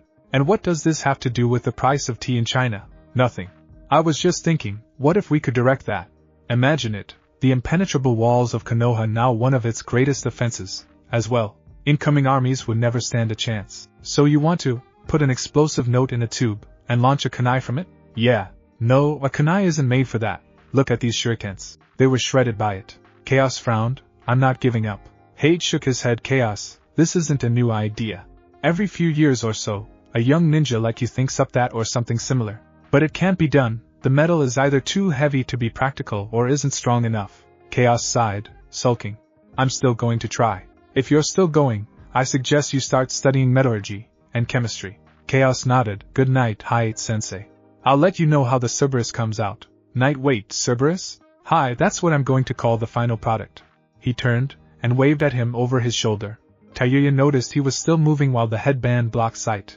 Without clothes to interfere, she could make out the wings coming out of his lower back. He reached the pile of his possessions, and finally removed the hittite from over his eyes, letting them once again glow gold in the darkness. This whole time she had mainly just seen his back with flashes of what looked like the moon on his chest. Now, with him no longer dancing about, she saw it clearly. There, embedded on his chest, was a gem that shined like the moon. He straightened from what he was doing, and started doing flexes to keep from tightening up. After a few minutes he straightened, and just stared at the moon and stars. Rocking back and forth on his heels a little, he did nothing else. Gaily bedight a gallant knight, he shook his head, still looking up. Tayuya was surprised. She didn't think he could be serious if his life depended on it. He looked down at the forehead protector in his hand, and let it slip from his fingers. Going back to the pile, he rested the death penalty against the tree before picking something else up. It was a violin with steel over the places where he held it more often, pulling the bow across the strings, drawing a low sound from it. He played deep into the night, Tayuya finally seeing the hidden chaos. Tayuya slipped into her bed, and laid there a while, thinking about this. She figured that, at least in part, the front chaos always gave was just that, a front. Orochimaru-sama will definitely find this information useful. She turned then to what she learned personally. Which was the real persona? The wild, fun-loving bastard she knew and hated, or the deep in thought chaos that demanded no less than perfection in his moves? So learn anything interesting about your boyfriend? Kidomaru asked from the door to her room. When she glared death at him, he held all his hands up and backed out. Kidomaru, she said slowly and almost sweetly. He swallowed, fearing for his life now. I'm going to cut off your freaking balls and feed them to you. She jumped to her feet, and he made a break for it. Stepping out of her room, she walked into the kitchenette and grabbed the butcher knife. Chaos was enjoying some dango with his mother at their favorite cafe when he saw the Sound 5 walking down the street to the tower. What the hell happened to you, Kidomaru? Get in a fight with a kunai and lose? Worst of all, I asked Tayuya if she was going to kiss you when she saw you again. Tayuya's elbow went into his gut, followed by her fist going up into his jaw. Chaos winced at that before whispering, I think I'm in love, mama. Anko had to laugh at that. Hearing a hawk, she looked up. No, you just got back, she growled. Chaos looked up, as well, and sighed. It was the hawk that was sent out to find him for emergencies. Meaning some team got their ass in trouble far from home, and he had to go save them. Standing up, he kissed his mama goodbye. I'll see you soon. Ah, isn't it cute? Kidomaru said, opening his big mouth again. Mama's little demon. Next thing Kidomaru knew, he was trying to pull his face from a wall, having been put there by a high kick from Chaos. He never shuts up, does he, slut? He asked Tayuya. Never, you bastard son of a gimp suit. Oh, devil woman, that he started past her before slapping her ass. Then he took off running while she screamed for his blood. Anko only smiled, happy her son had a chance to be a little normal. She acted just like that, driving the boys she liked nuts with her flirting. Though they called it torment. Yeah, old man, Chaos said, going in through the window. Chaos, I know you just got back, but there's been an emergency. Chaos sighed. There's always an emergency, or the daimyo about to be assassinated, or the threat of invasion, old man. Don't be a smartass, Sarutobi told him. I rarely ever call you like this. Chaos smirked. I know, I was just giving you a hard time. Now, what happened? Team 7, consisting of Jonin-sensei Hataki Kakashi, Genin Uchiha Sasuke, Haruno Sakura, and Sai, no family name, went on a mission into the Land of Waves. While there, it was revealed that the mission was miscategorized, and should have been an A-ranked mission. They have been attacked by Nuke-nin, former Jonin Mamachi Zabuza of Kirigakure. While they survived the encounter, they are weakened, and are in need of assistance. Your mission is to make for the land of waves, and provide support until a proper relief can be set up if needed. Hi Hokage-sama, Chaos said, falling into mission mode. Turning, he headed for home, already considering what gear he would need, might need, and should bring. As the old man said they were weakened, it was safe to assume they were badly injured, so he grabbed several comprehensive medic kit along with surgical supplies. Next was extra secondary weapons, kunai, and shurikens, in case they needed a resupply. Then he grabbed a basic pack, as his mama called it. A scroll consisting of bandages, ropes, sleeping bags, tents, rations, clothes, disguise kits, and other things that were standard to bring. Finally, he slid his primary weapons into place. Replacing his headband around his forehead, he went outside, spread his wings, and flew off. It wasn't long after reaching his maximum height that he saw the ocean, quickly followed by the large grouping of islands that made up the land of waves. Getting closer, he dropped down to better see the land. He circled the lake a few times before landing on the shore. He knelt, and picked up a caltrop that had been pushed into the ground. The metal and style said Konoha issue. There was also blood on it. This was likely where Team 7 engaged the enemy. A quick look around, and the story began to unfold to Chaos. Team 7 had walked along the shore when they suddenly stopped, and knelt. Likely it was caused by whatever made that huge cut in the tree. The person they fought was a water user from all the water on the ground where they had been, likely using the bunshin, as there were dozens of the same footprints wearing Kiri uniform sandals. Someone's sunshine amidst the group, most likely made up of the genin and client, while the larger Konoha nin, Kakashi Baka no doubt, had been in front. He had rushed back, and attacked him, which was also a bunshin. Chaos arched his eyebrow, as he ran his fingers along the damp footprint Kakashi left behind. He used his Sharingan. Standing back up, he followed the two, as they fought back and forth, hiding in plain sight it would seem. So, most likely the Kirigakyu no Jutsu was used. The fight carried out over the water, and the Kiri ninja returned to the land. Looking around, he saw where Kakashi Baka fell to the ground, meaning he didn't die out on the lake. At one point, the Kiri ninja that came back looked to have engaged the genin, but vanished, leaving only water, another Mizu Bunshin. He saw little else immediately there, so he looked around, and found a smashed up tree. Moving to it, he found a small puddle of blood mixed in the water, a body having slammed into the tree, and branches broken by a powerful water jutsu, and a new set of prints arriving, and taking the Kiri away.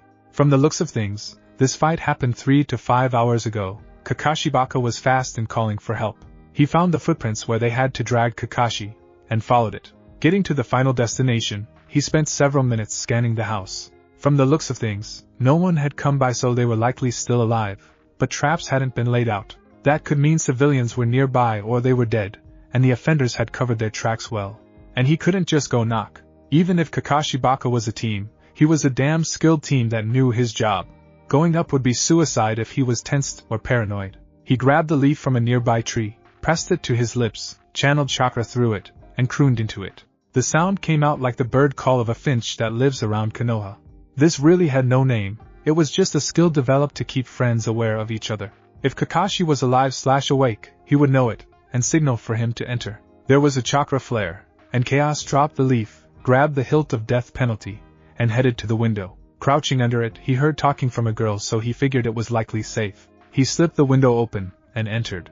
Kakashi Baka, I'm your who are you? Chaos was looking at the boy that sent the flare. He had short black hair, and was giving him this creepy smile. I'm Sai Chaos-san. I assume you're our backup? Chaos nodded. I am. I didn't think Hayate-san would have gotten around teaching you that. He called Kakashi that because he refused to undermine his authority in front of others. I've had private training, Sai told him. Chaos tilted his head a moment before the pieces fell in place. This was one of Danzo's route. Of course he would know the signal. Where is Kakashi? And what sounded like a plate dropped to the ground when an adult woman entered the room. Chaos glanced once at her, and looked back at Sai. Kakashi is suffering from chakra exhaustion, a few minor injuries, and overall unpreparedness. This way. He led Chaos to another room. I'm the one that sent the request for help back, Chaos-san. Chaos nodded. A route would be the one if they felt it needed. I want a complete debrief. So, attacked by 2, and Hayate-san was guilt-tripped into taking the mission anyway when he had done little training with the team beyond teamwork building? Am I getting this right? Yes. Though I believe Sasuke has been receiving private lessons. While that can be understood if he had his Sharingan, if he gets a Sharingan, I can understand not training you, as you will get it anyway. What about the girl? Hataki has left her behind. I offered to help her train with some other kunoichi, learning medicine and... Hitaki found out though, and put a stop to it. Chaos frowned again. I see. He's being his usual bigot self. Where are they now? Sakura is still upstairs, shaking from what happened. Sasuke is in another part of the house, watching for enemy ninja. The woman you saw is Tsunami, the client's daughter. She has a son named Inari. Chaos nodded, filing this away.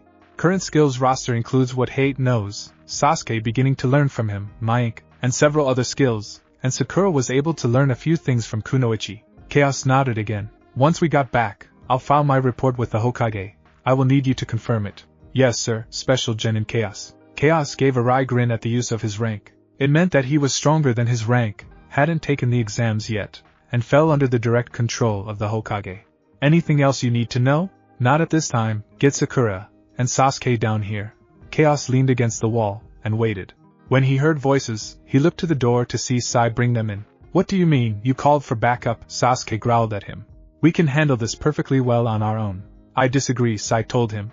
We are facing a level enemy while weakened. We very much need backup. And we got one of the Hokage's quick reaction guards. Here they are, Chaos-san. Sasuke turned to Chaos and glared at him, rubbing his right arm where Chaos broke it. Sakura didn't give much of a reaction, still in shock from the killing intent that must have been given from the fight. He remembered the first time he felt a large amount. He hadn't eaten for almost a day and a half afterwards. Let me make this clear, Chaos told them. Until Hayate-san is back on his feet, I'm in charge. If you don't like it, start heading back to Konoha. Now I want to know why a perimeter hasn't been set up. It's too dangerous to set traps around the house with Tazuna telling us he and his family will be coming and going, Sakura told him. Yes, explosives and kunai traps are too dangerous. What about seals? Or LTL, less than lethal? Sedatives, rope traps? Or what about the no-traffic areas, the parts where the client's family won't be going? We haven't been taught that yet, Sai told him. Of course not, Chaos said with a sigh. Sai, get them started on that. Now wait a minute, Sasuke snapped. You can't come in here and boss us around. You're wrong, Sai told him. He can, and is coming in here, and taking command.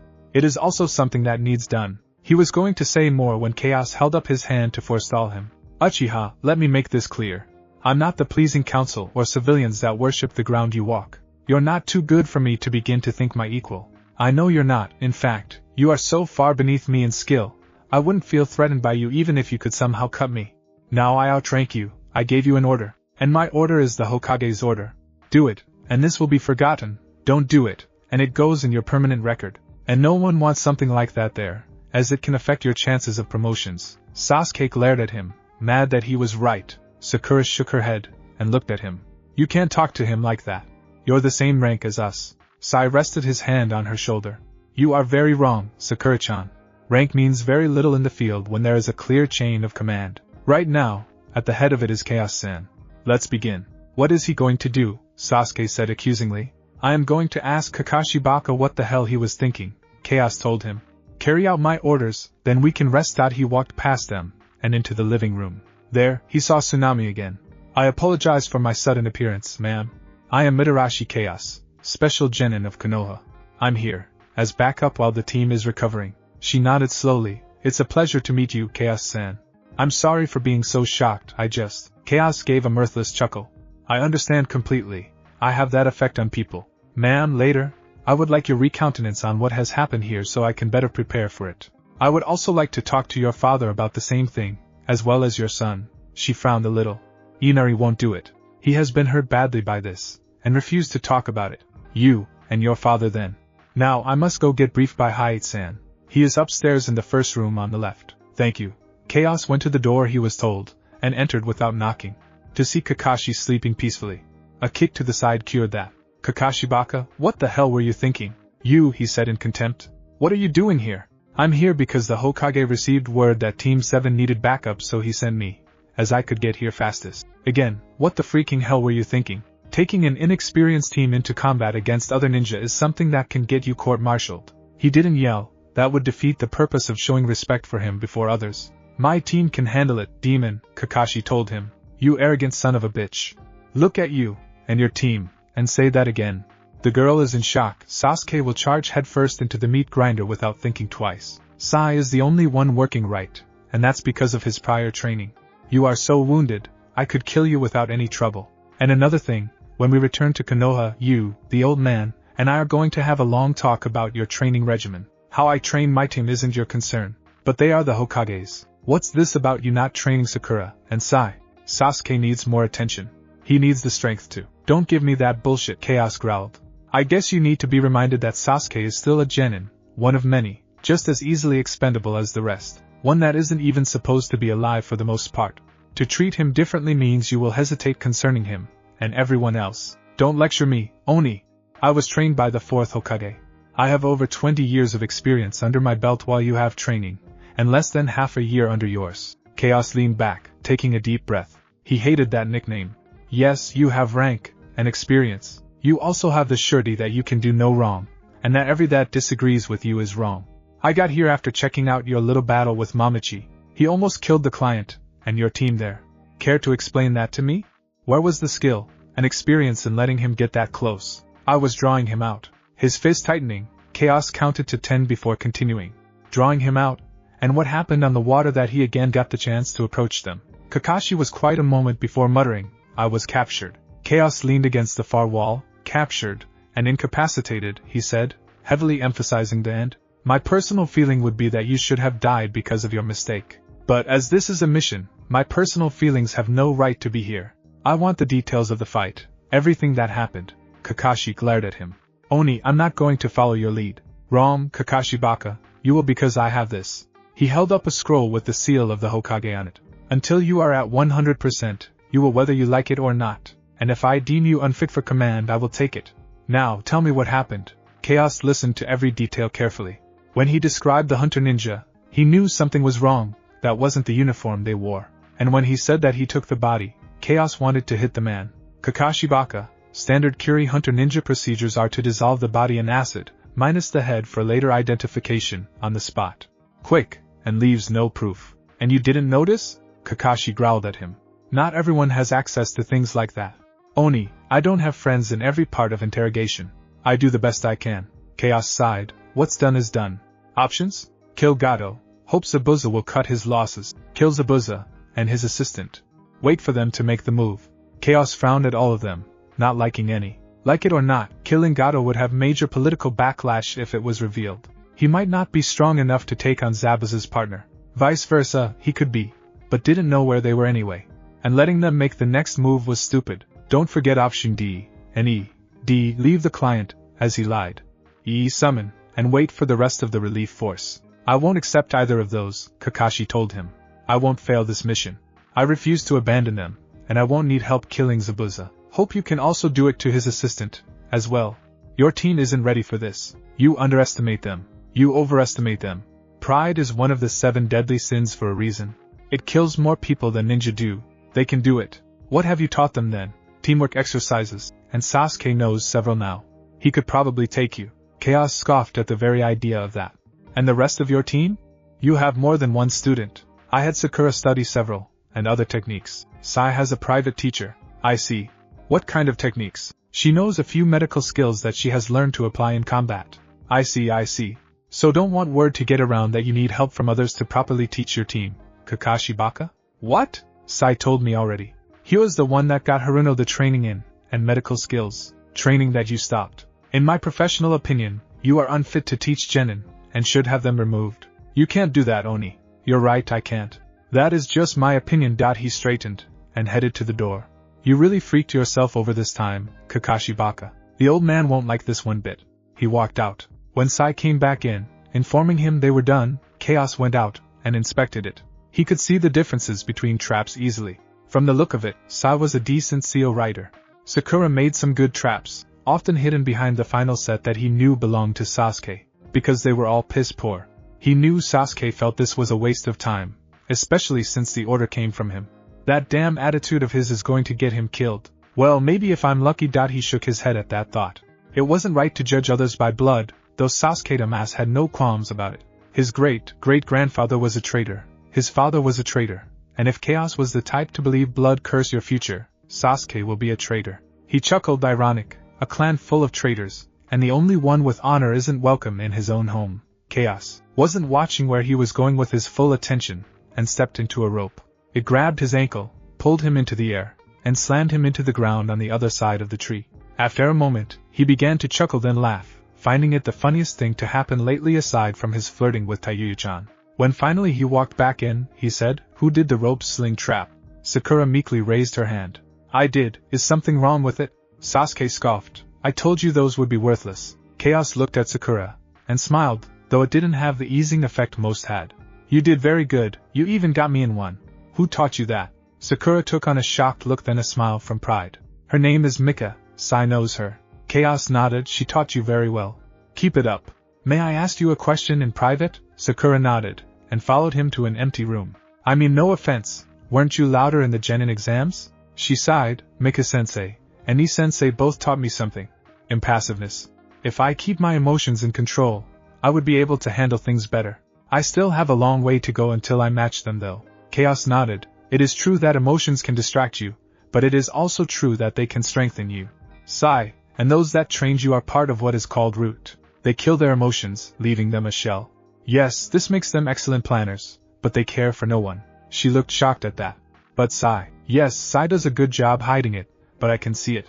This team is a mission for him, not an assignment." After a moment of silence, she said, "I will keep this in mind. But I would still like to learn from them." "By all means, go ahead, but be careful what they teach you." "Now, are you over that crush on Sasuke?" "Yes and no.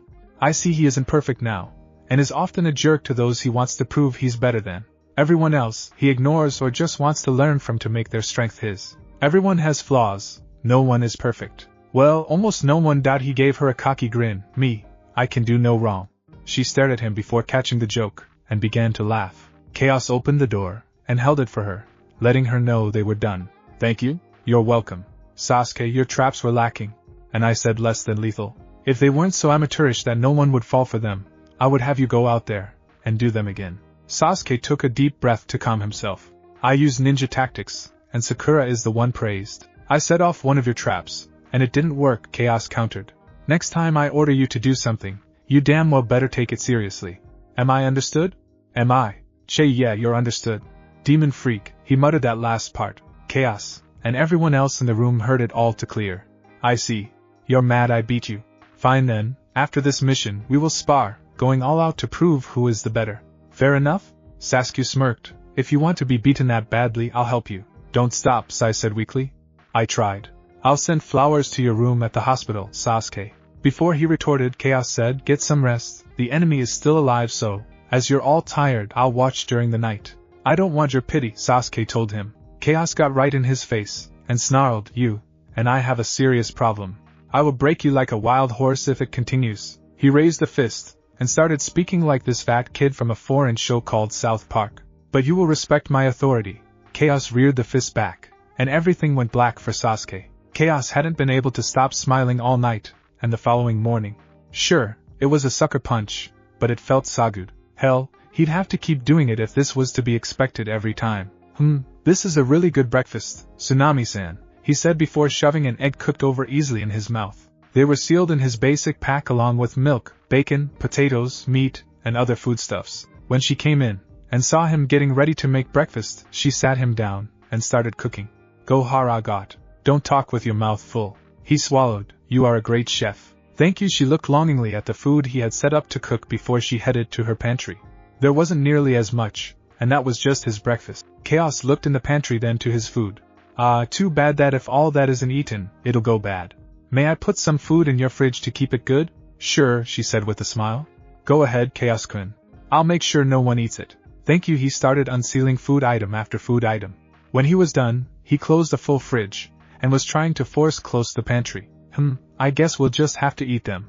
Mind if I help you make a rather large meal?" Without waiting, he grabbed a carton of eggs, 2 dozen slices of bacon, 6 large potatoes, a loaf of bread, onions, and a steak. "Thank you." Tazuna's nose woke up before he did, sniffing something that smelled suspiciously like meat. Good meat. That was being cooked with what also smelled like sweet onions. His nose took another sniff. Hash browns with cheese. Sniff. Eggs cooked with butter. Ow.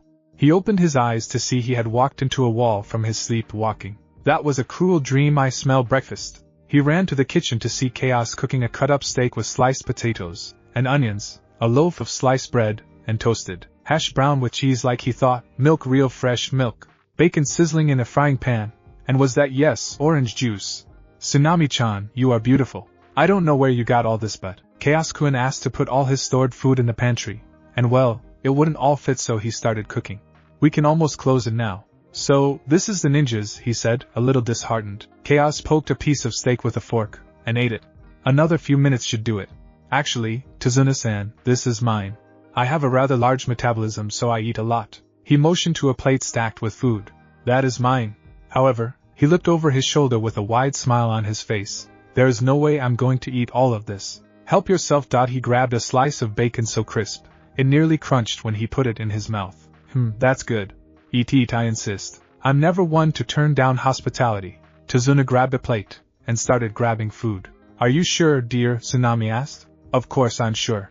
What am I going to do, snatch it away from you right as you are about to eat? He grabbed a slice of toast, threw it on the plate, as well. Nah, not my style. Although, if you were a vegetarian, I would tie you up, and force-feed you meatloaf. He started laughing like it was the funniest thing in the world. Eat. He took his twice full plate, grabbed a fork and knife, and went through the process of devouring it all. People could only stare at him too. He sat with his left hand on his left knee, out of habit, and ate thoroughly, but fast, like he was on a time limit. He had just stabbed an egg, raised it to his mouth, and looked at everyone staring at him. What? Nothing, Tazuna said before he began to eat. Chaos only shrugged, and continued. Mom, why do I? A brat walked into the kitchen, and froze at all the food he saw. Am I still dreaming? If you are, keep dreaming so the food doesn't vanish, Tazuna jokes. Hungry, Inari? His stomach roared that food was there, and he wasn't with it. Yes, help yourself. Chaos used a piece of toast to wipe off his empty plate. Where did you put it all? In your sleeves, Tsunami asked, amazed. Chaos just sighed in contentment. What are you? Inari said, getting his first good look at Chaos. The boogeyman. I'm here hunting midgets, ones that like fine suits. Inari looked at him before turning to the food, mad that he would make light of their situation. What do you know? I know a lot about a lot, Chaos told him. And I know that I also gave all this food to you, mother, so you could be a little respectful. Why should I? Have you done anything great or something? Sitting there without a care. He wanted to say more, but even just looking at Chaos he knew that he had suffered. Chaos leaned back. How about because I'm your elder? Maybe because I'm here doing the job needed to keep your grandfather alive? Perhaps because I'm strong enough to tear Gato Industries apart. No one is stronger than Gato, Inari replied. Chaos looked affronted at that. You think that a midget is stronger than me? The scariest SOB in all of Konoha. Just for that, I'm going out. And bringing his head back, he stood up and marched outside. Kage Bunshin no Jutsu. 1,000 clones appeared. Fine, Gato. So even you have come back defeated, Gato said, as he entered Zabuza's room. It looks like Miss Ninja are pretty pathetic. You can't even avenge your own men, and you still call yourself a devil?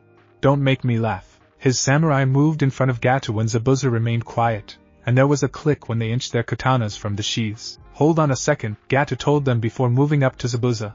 No need to remain quiet. He reached for the bandages, mashing his face. How about? Haku grabbed Gato's arm, and broke the bones in it. Don't touch Zabuza-san with your dirty hands, Waraji.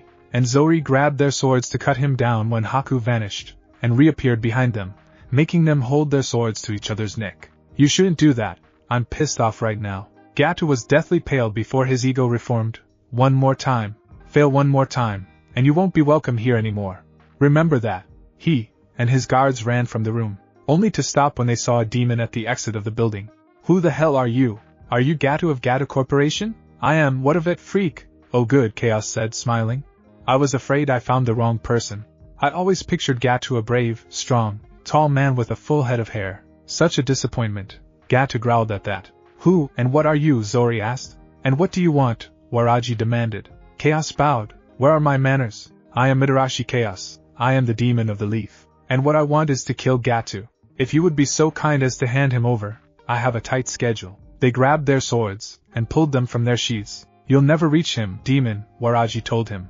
Chaos just smiled. His hands came up, pulled 2 daggers from his belt, making them spin around a finger before he grabbed them by the blades, and threw them, planting them inside the throats of the guards. Sorry gentlemen, I have no time to waste on a drawn-out fight. He looked up at Gato to see him turn, and tried to run back into the room he came out of. Why does everyone try to take up my time? Oh well. Zabuza! Help! Zabuza!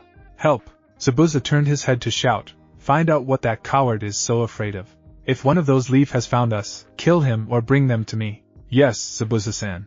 Haku stood up and turned to the door, only for it to open before he got there. Gato stood there a moment before his body fell to the floor while his head remained in the air, held aloft by Chaos. Ah, Yorick, I knew Horatio, Chaos said, looking at the head. Ah, you must be the famous Zabuza this piece of shit was calling for to save him.